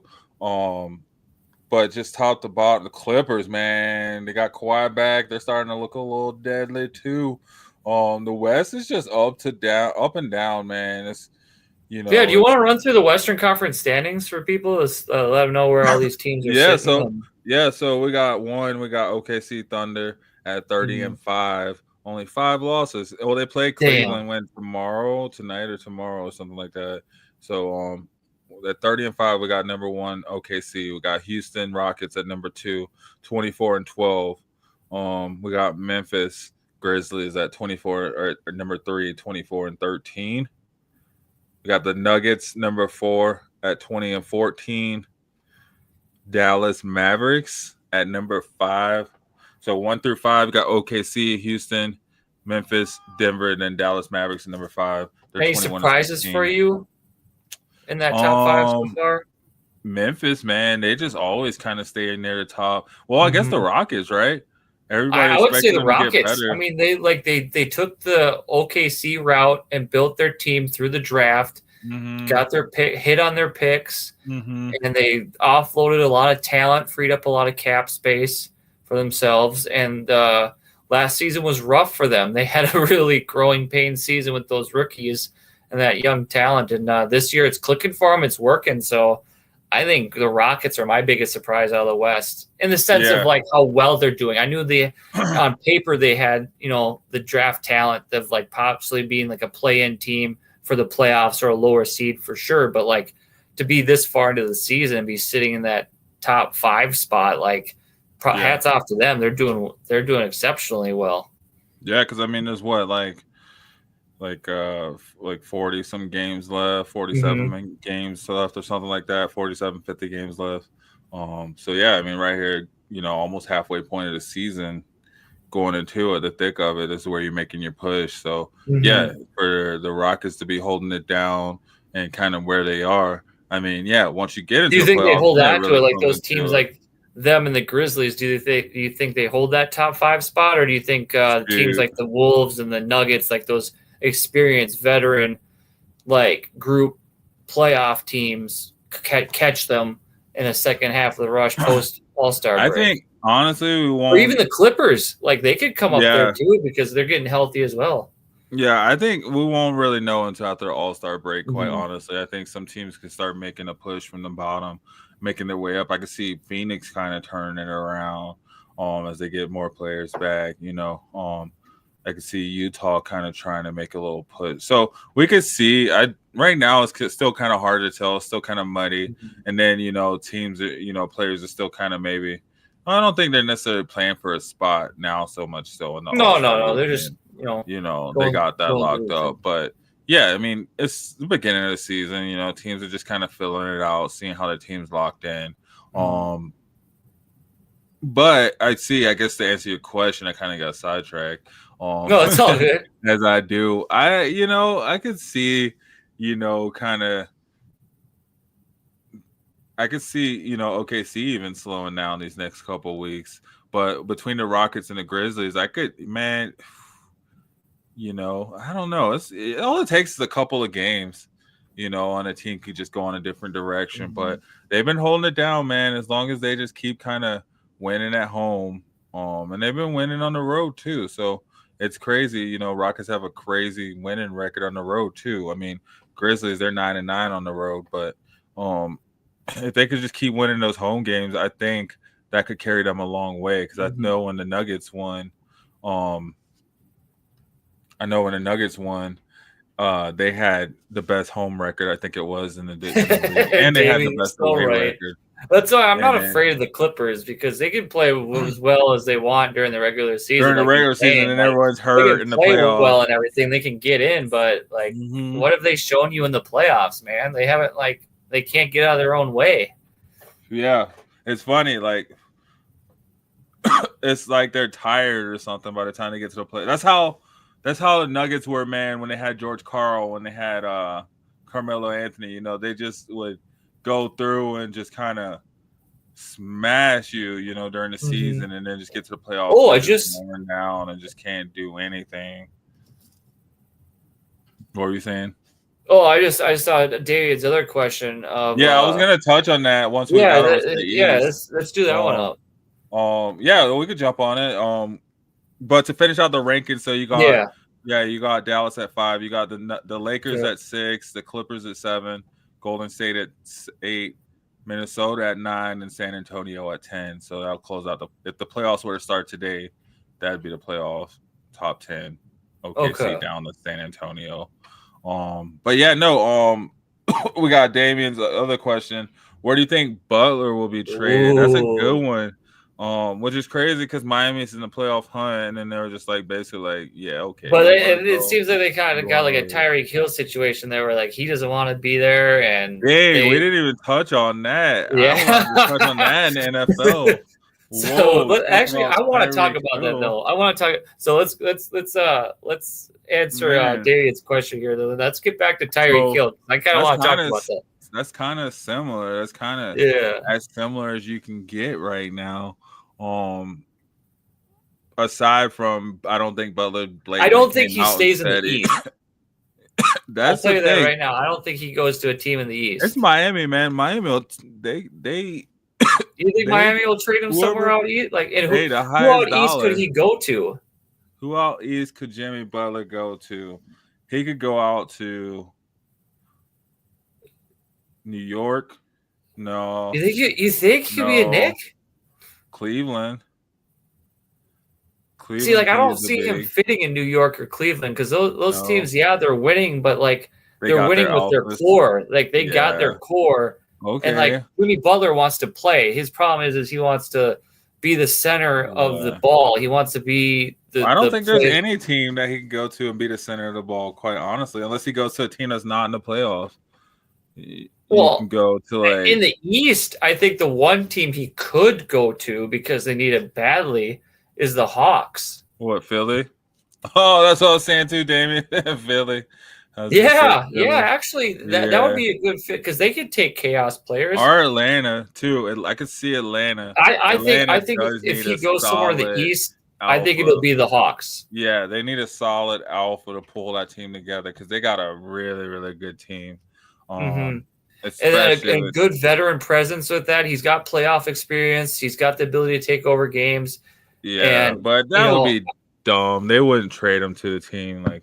Right. Yeah, that's what I'm saying. I don't see him likely going in the East. I don't see Philly. I could see Philly or the Hawks taking a chance on him, but I don't see Miami being like, okay, we'll trade you, Jimmy, but we're gonna let you go. Where would you see him going to in the West then? What? You know what's crazy? What? I could see him going to either Memphis or Houston to give him that veteran playoff experience player. Yeah, but I don't see Houston. I feel like you go to Houston to die. I know, but if he wants to win and those two teams are playing well and he wants to make a playoff push, I think he could put those teams over the edge of the playoff. What about Jimmy and Dallas with Clay, Kyrie? I just think that's too much. That's too many. That's a big four. Too many. Because he wants to be. He wants to be the dude. I feel, and like if he goes to Memphis, he's got to go against Ja or whatever, But like. He'd be the next man in line for them. You know what? I could see him. I could see him in Minnesota. We did it once. We're not doing it again. As much as they need it. Yeah, this just because he fits that mold. He fits that Anthony Edwards mold. I know the fans would not like it though, because here. See, that's what I'm saying. Where do we go? It kind of felt like he gave up on us. He was just like, I'm out. But that's also because of coaching. Like Tom Thibodeau. I forgot he was there. He wouldn't go back there. And then Nuggets wouldn't want him. They don't pay money for stuff like that. Right? Even for you and your Broncos, too. They don't pay for talent. And then and the Nuggets don't pay. So, the Nuggets definitely don't pay for talent. Yeah. Tell you what, the Broncos don't pay for the Nuggets. But do you think Damien's onto something that he could be a Pelican? Because like that team's kind of in chaos right now. No, because that team sucks no matter what they do. It's like a vortex down there in New Orleans. Like, because you pull somebody in, he ain't pulling. I fully feel that if he goes somewhere, he wants to go somewhere that they can make a splash in the playoffs. Like they can make a run out of it. The Warriors, I don't know about the Warriors. I don't think Steve Kerr would want it. Like, I don't think they would want that on their team. Yeah.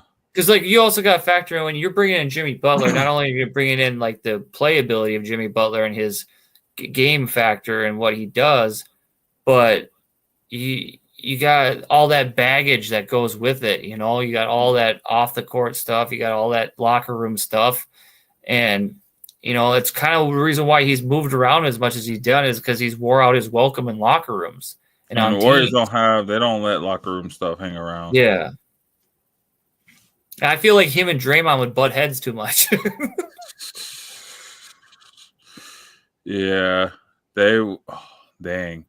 That wouldn't even work. And they play like the same position too, almost. Yeah, exactly. That's why I don't think it would work. Yeah, that wouldn't even work.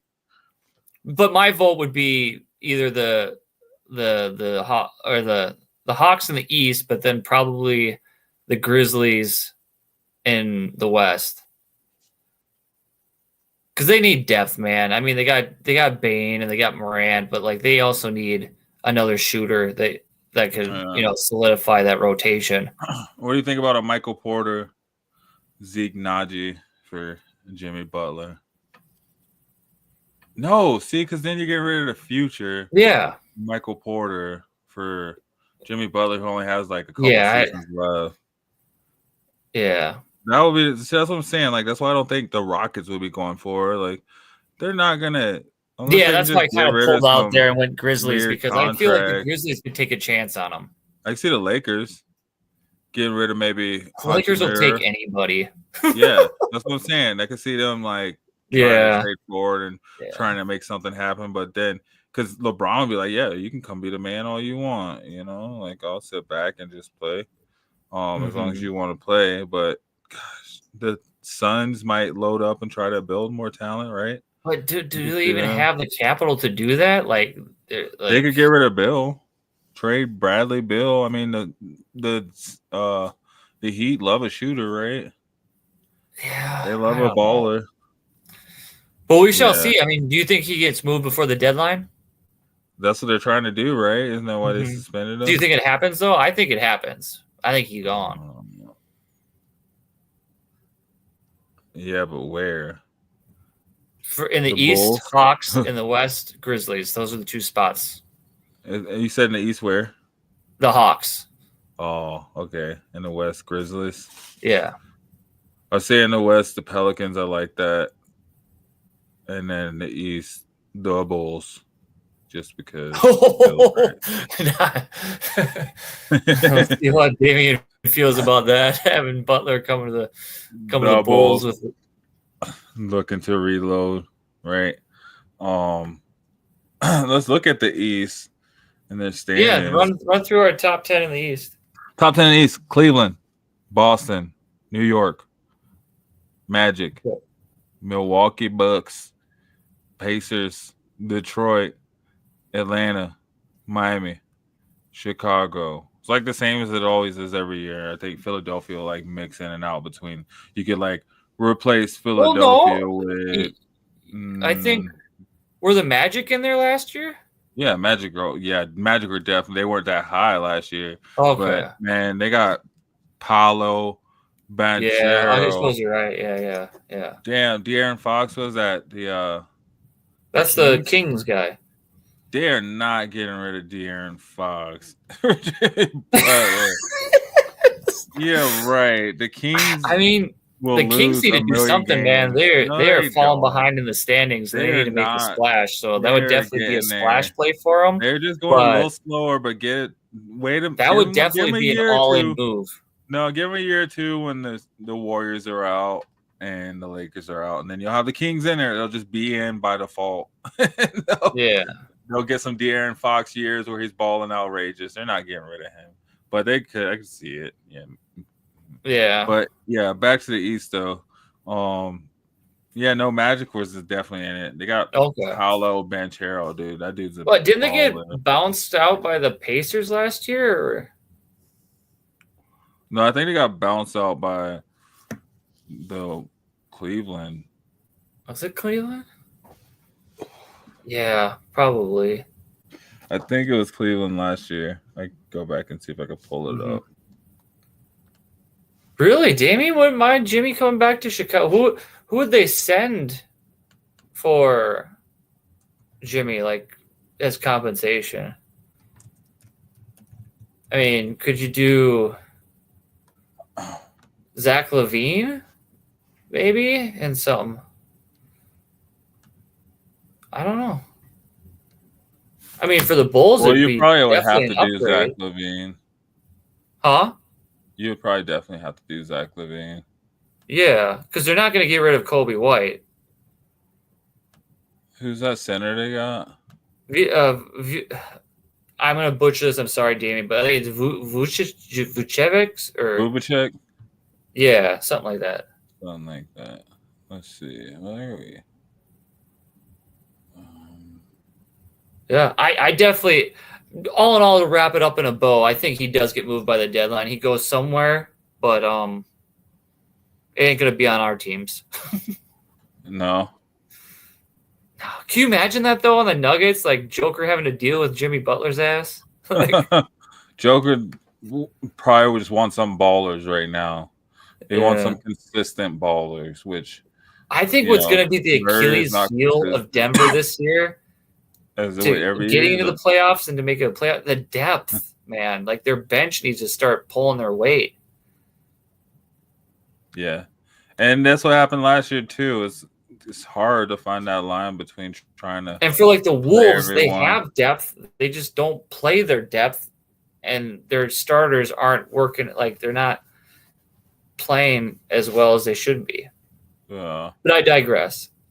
Let's get back to Tyreek Hill since we brought it up, man. Would you see his new profile picture? I guess Magic did make the playoffs I thought Magic did make the playoffs last year. I thought they did too.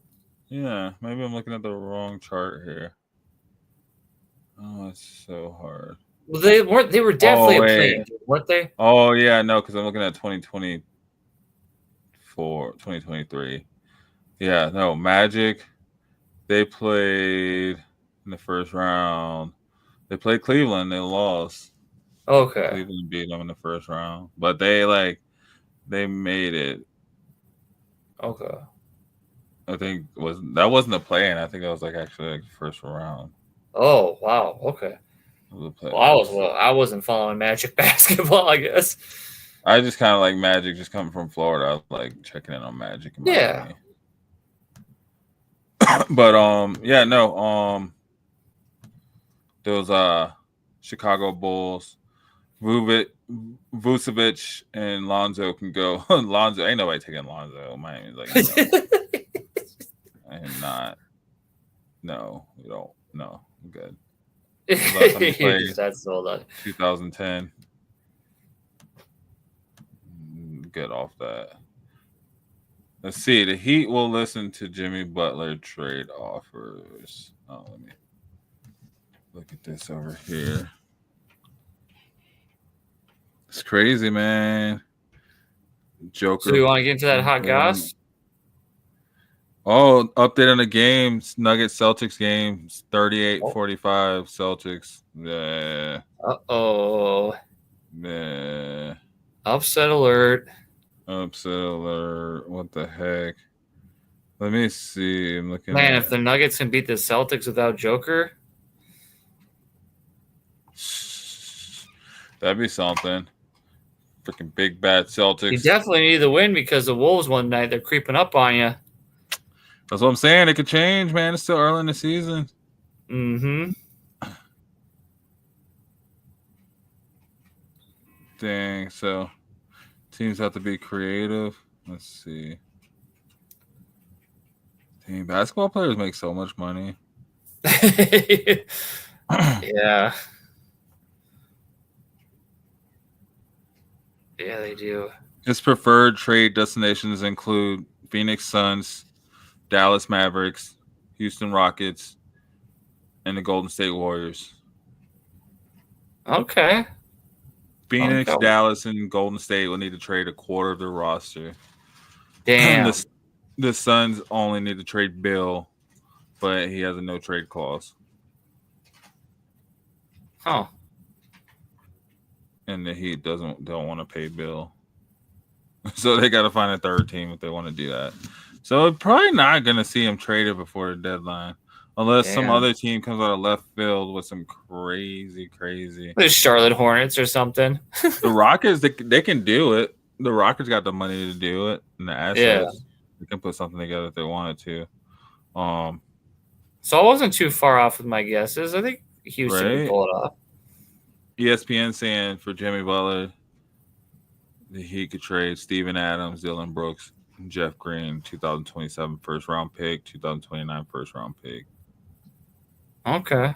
So 2 first-round picks, a center, what is that, a shooting guard, and what's Jeff Green, a small forward too? Yeah. So that's a lot.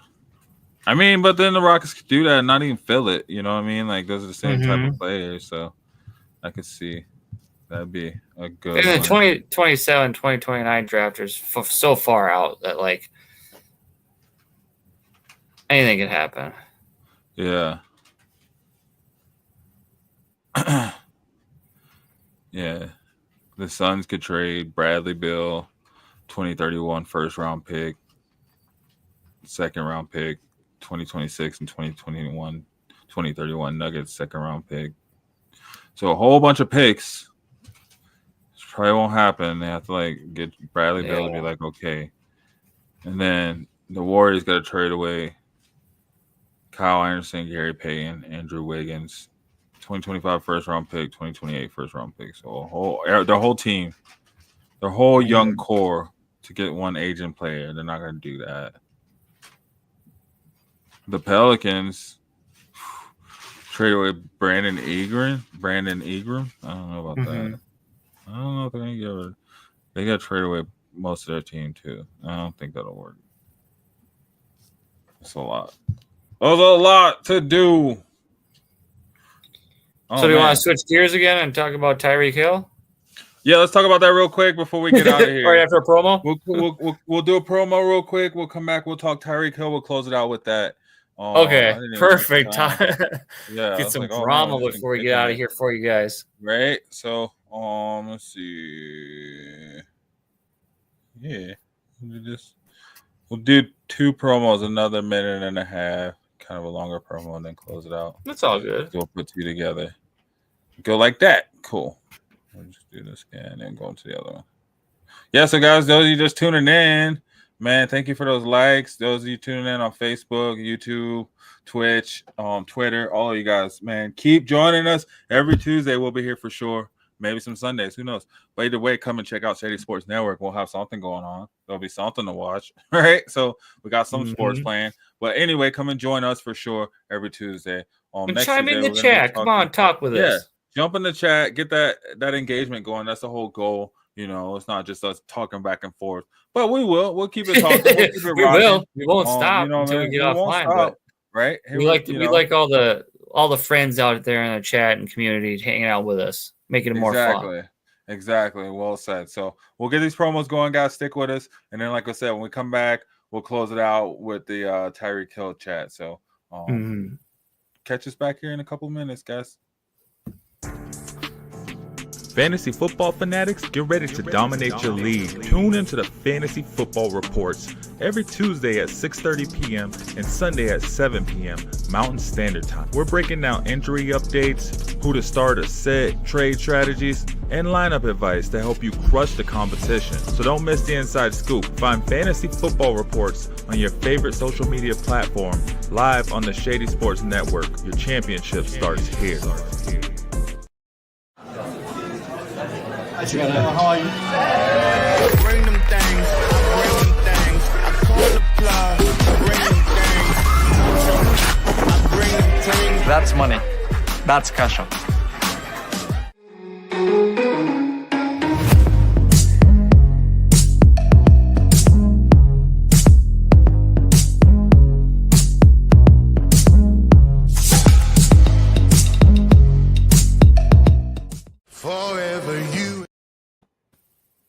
Yes, y'all.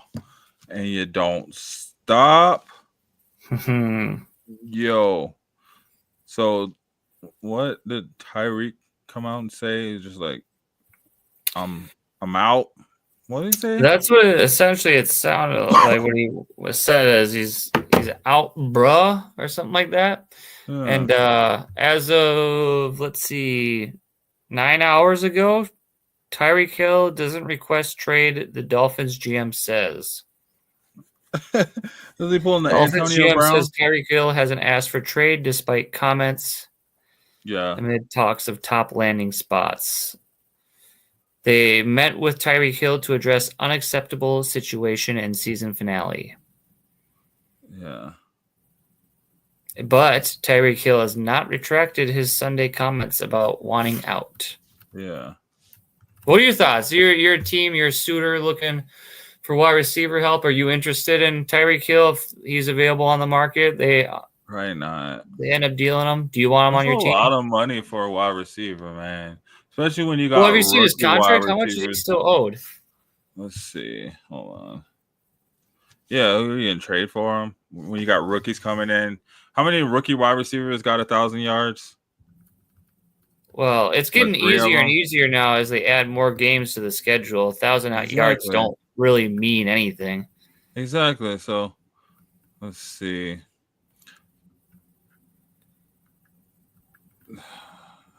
Can't find. I wish I had like a sort like for like it the says his overall contract is $106.5 million.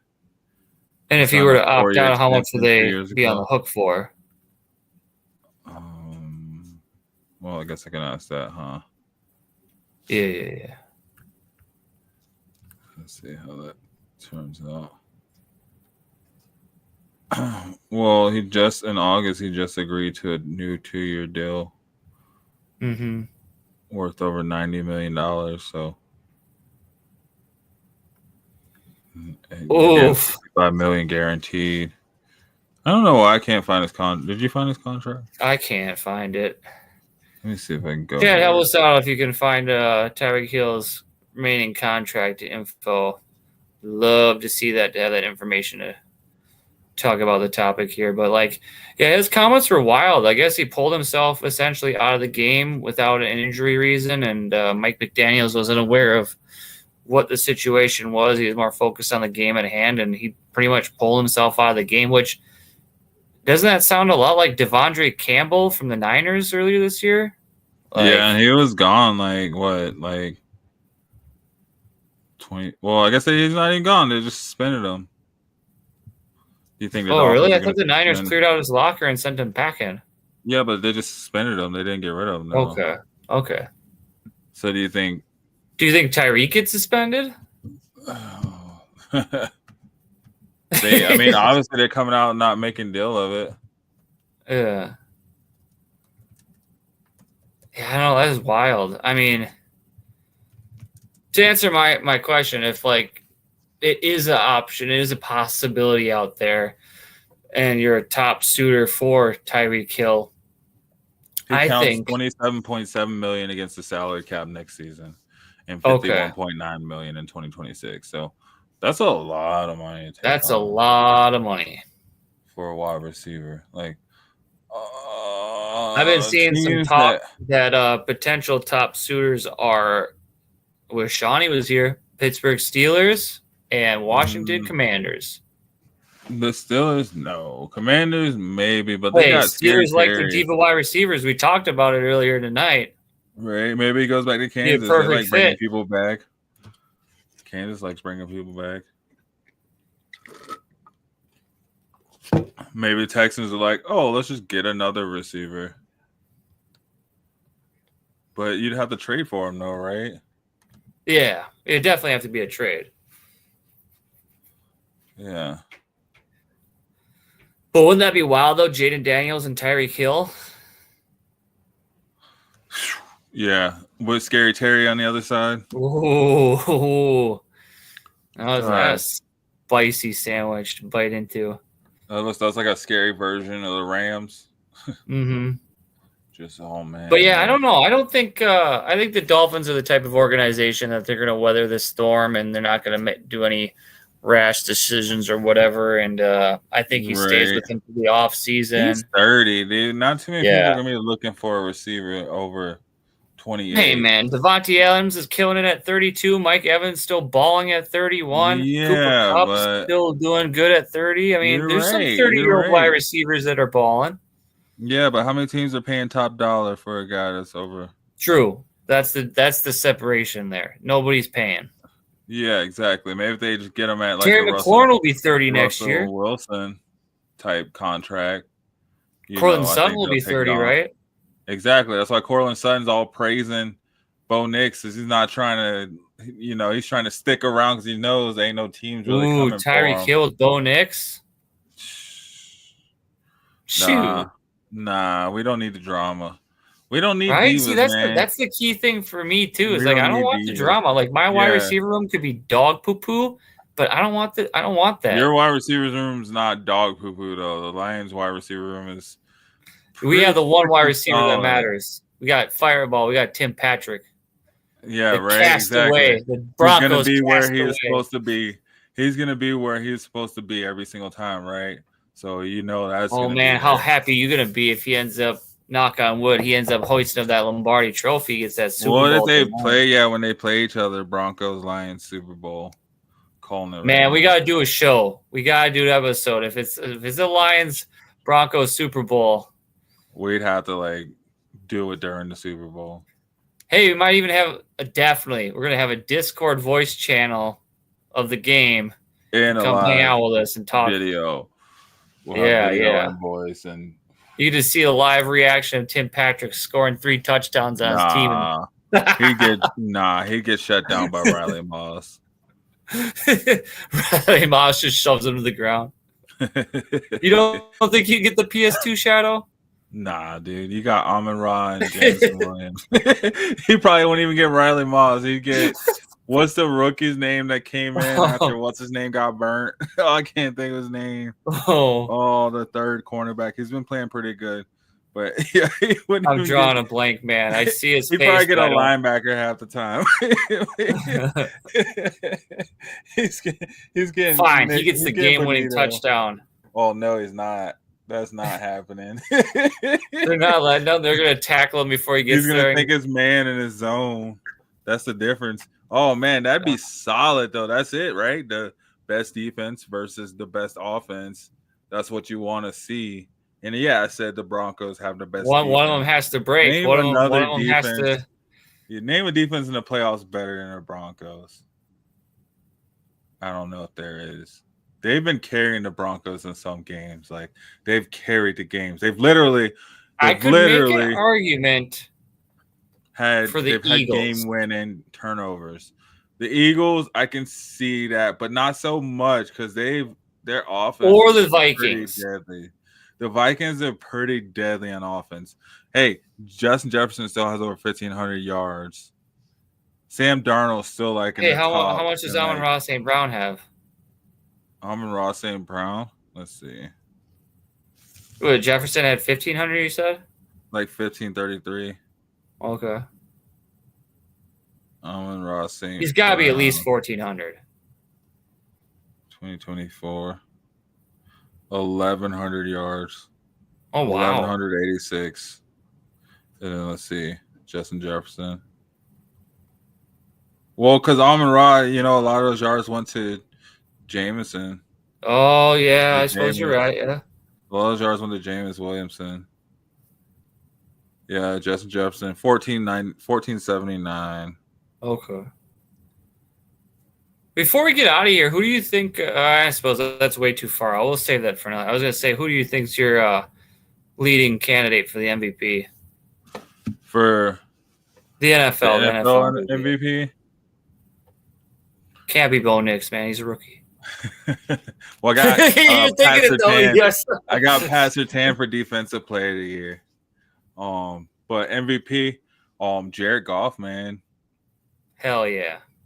I guess that 5 interception game hurt him. It looks bad, but there's still. But he's gotten. There's a stat for it. Since that 5 interception game, I think he only has. Well, now after last night's game or Sunday's game, I think he's got 21 touchdowns and 3 picks. Yeah, and he had that one game where he was perfect. So you can cancel that out. He's the one quarterback this year that had a perfect game. Yeah. Yeah. So I think that cancels out that game. So I think the blemishes though is that he lost to the Bills. I got Josh Lamar Allen Jackson. is like, yeah. But Josh Allen probably. You know what's crazy too with Lamar Jackson is like even though he had Derrick Henry and Derrick Henry had the year he did, he still balled out. He still balled out. And he still got over 900 rushing yards. Mm-hmm. So he's the first quarterback to go over 4,000 passing yards and 900 rushing yards in the same season, something like that. Some other stats like only had like what 6 or 5, like 5 or 6 interceptions. Like yeah, he balled out. He was deadly too. Yeah, but we all know the MVP award is. Well, Josh Allen did it with nothing, right? We say he did it with nothing, but his running back had led the league in touchdowns, and he didn't have any receivers though, and he still like balled out. So that was impressive. Half the season, but he still. I don't know, man. I got Lamar though. I just got Lamar winning it. Unfortunately, I kind of take Lamar out of it because he's already won it once. Like I like to see. That's what they'll say. That's like that's how they did Joker too. Like. That's why Joker didn't get his 3P, and that sucks. Like, you can't just take someone out because they already won it. Like, yeah. But hey, if you're the MVP, you're the MVP. You know. Yeah, exactly. So I think Lamar is more focused on. Same thing with Josh Allen too. I think they're focused on something a little bigger. I think they want the Lombardi. That's the award they want. Mm-hmm. Mm-hmm. All those guys that we were talking about, like Joe Burrow and like Jared Goff and Lamar Jackson and all those guys, they all want that one big trophy. Like the MVP they'll be cool with, but they want that big one. Boy, that's the story of my life. No respect. No respect. Because you don't get no respect until you're holding up the Lombardi, right? Like that's what Pat Mahomes is king right now. Man. Tom Brady was king. Been a hot minute. Right? Tom Brady was king. Mm-hmm. And then Pat Mahomes has been king since then. Right? Like, yeah. When's the last time the Lions held it up, right? Like, when's the last time? Well, it was before it was the Lombardi Trophy. It was the NFL Championship, and that was back in the 1950s. So it'd be impressive, with the Bills. When's the last time the Bills, they went? Well, they lost 4 straight times. Yeah, exactly. So, yeah, just to even make it back and lose, I think they'd take that, right? Like, I think I posted it in the Discord server, but that picture of, like, the Vikings-Bills Super Bowl, like, one team has to win it. They'd be one because, like, they've both lost 4 times. Damn. Somebody would have to win, then they tie. Right. So. So but yeah, man. How you at? What are you thinking here? About I'm just. Are you? What? Any other topics or whatnot you want to go over? Talk about? Or? Not really. How you feeling about the episode so far? Are you doing? Oh, it's good, man. I think we can just go wind it down. Mm-hmm. I think we kind of touched on everything. Anything you want to talk about? Go over. Hit us up. Yeah. Keep this thing going. Yeah, guys, you can jump into the Facebook group, jump in the Discord group, SSN Sports Talking Content, SSN. And we have all kinds of channels. If you don't want to talk basketball, you don't want to talk football, there's wrestling, there's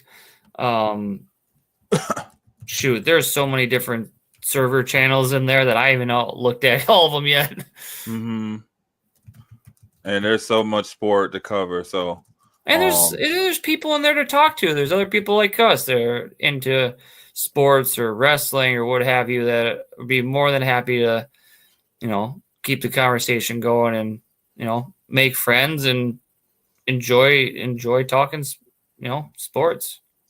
There we go. You heard them, guys. So jump on the Discord group. There it is right there below us. SSN Sports Talking Content is what you can search and hop on there and check fantasy football. And I promise you, one of us will pop up. It'll probably be Justin. We'll get you. I like to hang around there in the channel. You can find. Yeah. Are you planning to do any voice during the games, or like maybe during the Lions games, or what's your goal with that? I will try. This year, I'm going to be better about it. I'm going to try to be more conscious about it and get that promotion over there. I'd love to have you guys. You like watching our shows. You like watching the episodes. You like what this network has to bring. And it'll just be more of that over on the voice channel. It'll be more casual. It won't be so structured and like outliner format of like what we run through like on the episodes and whatnot. I'll be more enjoying the game, talking smack, relatively respectfully, but like, just kind of like if you're at a bar in your buddy's basement watching the game, just hanging out, talking topics, asking questions and, really enjoying each other's company. So I plan on doing that a lot more for the football season when it comes out next year. And definitely, hopefully, get some engagement with that. That'd be nice. And I'd be happy to, and I encourage talking with you. I mean, it'd be nice to have. I know the couple times I did it this year, it was just me in there from the beginning to the end of the games. But it was fun. It was a good, we're growing. We're getting better. We're getting bigger. And that all starts with you guys too, helping us out by sharing, liking, following, and really spreading our content to your friends and your family, your coworker, people you think would enjoy this too. So I'm insanely grateful for you guys to do that, to help build our network, build the show episodes. I know Ced works his ass off, bring this out to you guys technically and all this stuff that's above my pay grade, how this stuff runs. But, a lot of work and effort goes into it. We're looking to keep the lights on here. So it helps out a big while if you can spread the network to your socials and whatnot. Yeah, that'd be amazing. Like I said, I think at the first break, it doesn't cost you anything to press share. Mm-hmm. So please share us. Please press like. If you like us enough, please comment in and tell us what you like. Tell us what you want to talk about, what you want to, speak on. Because like you said, on Shady Sports Network, there's so much more than just football, NFL, so much more than the NBA. There's all other alt leagues, all other, professional leagues, semi-professional leagues, on all other different sports and topics. So I'm sure you'll find something you like if we don't have it here. But all you guys that keep tuning in, I see you out there on Twitter. It seems like we get quite a few viewers. I see you. I know where you're sleeping. He's your Mile High Santa. Yeah, he's your Bandwagon Cedric, all the time. Like we would love to keep it growing. So please tell us what we could do to get this growing, and we'll continue to hone in the content until we really catch and latch on something that gets gets the people going. But until then, we'll just keep bringing you information. Really, like we said, we've been trying to transition. We're transitioning over to basketball, but we'll keep the playoffs on the NFL coming. So at least look for us next Tuesday coming in with the reviews, looking to see what happened and who's moving on, who was, who went home. So we'll touch on that, but I'm sure maybe on the weekend, if it happens, we'll get that voice chat going. But we have the other avenues, like you said. We have the Discord, we have the Facebook group. Is there any games on Thursday? Is it? No, I think it's just Saturday, Sunday, and Monday. Okay, so the voice chat would be like a Saturday, Sunday thing. That's what I was saying. Yeah, Saturday, Sunday. Okay. Maybe like a Monday thing. One of those games that maybe if we feel you feel fit, maybe you just want to wait until the Lions play too, right? You take a break too, bye week, right? So, but we're keeping it going, guys, and then we'll be trying to keep you updated more too on the basketball side of it. So next Tuesday we'll get better with it. This is our first little trial. Yeah, we're bringing it to you guys. But either way, we're bringing you sports. So let us know what you want to talk about. We'll talk about that too. I know. Once upon a time I had the interview. So if you ever want to come on, I know the homie Jay. I reached out to him kind of a little late, told him, like at the last minute. It's all good. But hopefully we'll get him on here, get him talking some sports. I know he was at the Broncos game last week. So nice. It's just cool to have different perspectives, and it's cool to see it, picking up slowly but surely. I know, kind of been off the past couple of weeks, guys, but you still came back strong. We got quite a bit of viewers in tonight, and I want to get some numbers that really stick too. So I want to get you guys really sticking in and joining in with us. So please, as we said, hit share. Please hit the like button and continue to bring it. Join us, next Tuesday. When we come back, same time, same place. Well, 6:30 p.m. So a little bit earlier, but we'll have that, updates for you. We'll be talking as coach, the coach carousel. We'll be talking those playoff teams who moved on, who didn't. And just maybe towards the end, go through the weekend basketball games or whatever if we got time at the end. Yep, we'll touch on those games. Maybe it's more so again from the rankings, but we'll touch on the actual games. Kind of break down what we're seeing and what we're feeling, and what we want to talk about as a fan, how we feel about our team. So tell us who you love in the NBA. You got to have a basketball team that you're watching too, or what are you switching over to? Hockey? We're not talking hockey here. I don't know hockey like that. I don't. Do we have even hockey on here? Do we have a? I think there's somebody that talks hockey, but I mean, I'm only talking hockey when the Avalanche are in the playoffs. And then, I can tell you, I can maybe pronounce one. That's when Seth pays attention to hockey. That's kind of how it is. That's kind of how it was with basketball too. But I'm seeing like the different strategies throughout the season. It's a long grind in basketball. So I'm happy to talk about it. And guys, we do have our fantasy basketball league that we're trying to get started. So that league, the link for that is in the chat. So you can join. Just go to that link, join in, and we'd love to have you. It'll be for next season. This year, we're just getting people together, getting the whole thing started. And next year, getting it ready. Yeah, getting it going early, right? So next season, we can roll into it, and we just have the league running, and we know what we're doing. So same thing with the football league. We got that. I think we only got 3 spots left. 3 spots left, so those will fill up quick. 3 spots left in that fantasy football league for the round table for the show next season. So so that'll fill up quick. And I think we're kind of coming up with some ideas on how it's going to be run too. I think there may be like a championship ring or a championship belt in the works for it, or a trophy of some sort. So that'll be fun. That'll be Let's get that thing filled up so we can get the format all figured out and get it all geared up and ready to go. And the rookie draft will be after the NFL draft sometime, maybe in late July or August, when some of the lineups and rosters start to settle down and be solidified. Yeah, so once we have all those drafts together, we'll be getting ready to get that league going next year in August, or this year in August. But still, get your sign up in before it fills up. But there's like 3 spots left. It'll fill up quick. This first season's free.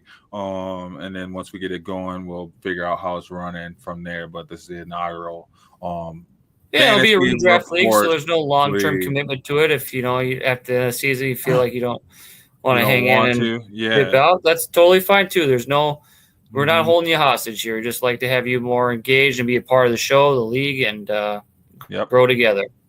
Yep. And if you want to be involved in more stuff, I know Justin has a few other leagues he's involved in. I got like 2 and 3 other leagues like 4 other leagues that I'm involved in that I can get you hooked in with too. So whatever type of league you're looking for, I think we may have it covered, or we can get you in touch with somebody who does have it covered. So trust me, fantasy football, that's your thing. We got you. So stick with us, rock with us, join the fantasy football group. I know we're just kind of rambling, but that's what we do. We love it. It's all good. Yeah, and I know Stead and I both, I think, missed out on it. But for everybody who made it and won their championship, congratulations. For those of you who didn't, we're here for you for next season to get you rolling, to get you back to that playoffs, to get into that game and to win it. So Yep. I know we said we're going to be talking basketball a bit more, but trust me, like, we'll keep you updated on the NFL too as we get news. Follow us on our socials too. We'll post be better this year about posting some stuff up there to keep the discussions going and keep the information flowing.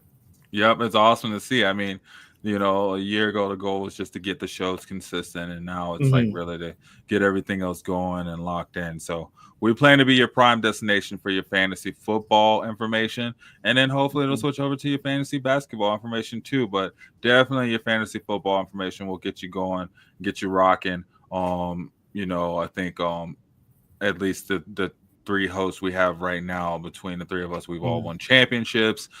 We all have run our own leagues, and we just kind of know. Well, I guess to an extent, feel like we know the ins and outs, or at least what we're trying to bring you the information that we feel like we have some season losses and some satisfying victories. So let's put these teams together, and next season we'll have the league to actually talk about we'll have the league to actually put on the show. So we'll highlight that each week and break down each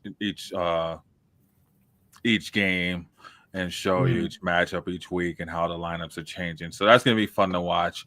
Maybe I'll have like, interactive, get you guys to put my team together. You can tell me how I should start to set my players. That'd be fun. That way. Yeah, right. So it'll be cool to see how we can make it interactive and get you guys involved and get you guys joining in and maybe like build up this community and keep it growing. Shout out to Greenfield Sports Media. Thanks for tuning in. Yeah, thanks for tuning in, Greenfield. Love having you. Yeah, love having you guys. I know we get rocking around this 2.5 hour minute mark, but I gotta get out of here. It flies by. Man. I'm having fun, man. I'm having fun. We're rocking, right? We could talk. I could sit here and talk. We got some crazy news. But if you like this discussion and stuff going on, are we live Thursday for the roundtable? Oh yeah, we got the roundtable on Thursday. And yeah, Justin, are you gonna be there? I don't have I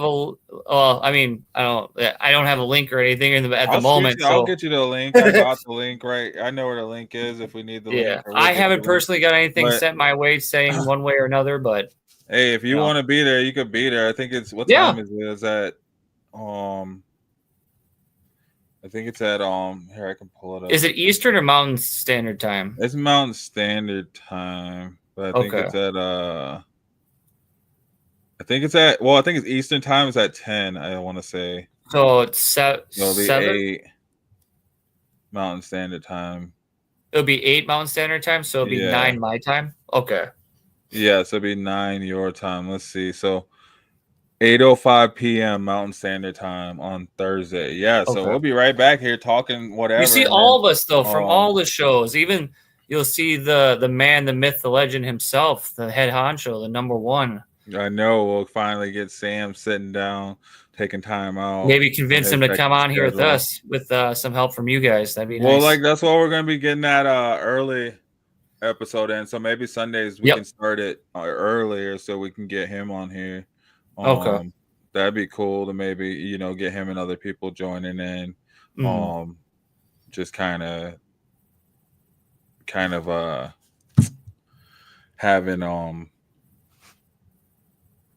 couple other different faces just because they're able to be there earlier. Here, I'll send you this link right here too, Justin. Because we have our own shows here on this network, but we're all friends and we come together and we chime in and help out as much as we can to keep things going, keep the lights on, and keep growing. It's a cool network. It's cool to see how much it's growing, honestly. Like do you have the links still too for people if they want to get in contact with you for potential sponsor packages or an editor? Yeah, no, you just hit me up. Just hit me up at 303 Bandwagon on Twitter or all you guys on Twitter at 303 Bandwagon. Send me a message on Facebook, Cedric Green, Instagram, Cedric Green, or Shady Sports Network. Just reach out, just say, hey, fantasy reports, send me. But I would love to talk to you guys. We have packages as low as $20 a month. So those of you looking to promote your business, I know we do. You saw, we have the True Crimes podcast. We've been cross promoting with them. And then, we have other businesses, Breaks, GPT. I know we have our clothing company too. I've been meaning to put something together. I've been slacking on that, but there's other stuff. So whatever business you have a small business. We're a small business, right? Let's work together. Let's grow together. We get over 10,000 views a month. So collectively as a network, so we could work something out, whether it just be, specific to the show or we, something as big as the entire We'd love to have you here with us, but yeah, just in the network in general. And also even if you yourselves are not in that area or that department, but of somebody who would be interested or could send them our way. Please reach out, together we grow together, right? So that's how it always is. That's how it always will be. So we'd love to talk and chat and sit down and see how we could help each other out. So in whatever way, shape, or form it may be. So even if you want to come on the show or you want us to just kind of talk about whatever it is you do, I'd be happy to shout it out, be happy to promote it or do something as big as even making, videos or even making, professional packages for you. So we can sit down and talk and go over, what that looks like for sure. And then, like I said, we have all kinds of price ranges. So whatever it may be, let's just get it going, man. Even if it's just cross promotion. So yeah, thanks for that, Justin. Definitely happy to touch on that. Absolutely. Yeah, I like to put that in there for you. Yeah. Anything else you want to talk on before we jump out of here? hopefully we get Shawnee next week in here to get a review on how his Steelers have done or do. And yeah, guys, really happy you guys tuned in with us, hung out with us, chimed in, and looking forward to seeing with you either on Thursday if you make it to that, or definitely next Tuesday for our next episode. Yes, join us Thursday night, 8:00 Mountain Standard Time, 10:00 Eastern Time, 9:00 Central Time. And then, yeah, definitely come back next Tuesday again. We'll be talking about the coach carousel. Pretty much kind of the same thing. Maybe whatever you see on the roundtable, you'll see it again on Tuesday, but we'll be reviewing those playoff games. And then touching in on the Nuggets and the Timberwolves, how they looked this past week coming Hell up. Yeah. So it'll be interesting to see where they're standing, because they are pretty close. I think they're like 2 or 3 games apart. We're creeping on you. We're hunting. We're on the prowl. So a lot can change in this next week, and we'll see if it does, see if it doesn't, and be happy to touch in on that. So let us know who your favorite NBA team is, what coach firing, what you're happy about, what you're sad about, and what team are you excited about in the playoffs. Did your team make it? Did your team not make it? Let us know, man. Hit us up in the Facebook group, hit us up in the Discord group, and come back and join us again here on Shady Sports Network. So we love you guys. We appreciate you guys. Justin, if nothing else, everyone have a good night. There you go. Have a great night, guys. And again, Happy New Year. Yeah. I'm a game changer. I'm a game changer. I'm a game changer. I'm a game changer. I'm a game changer.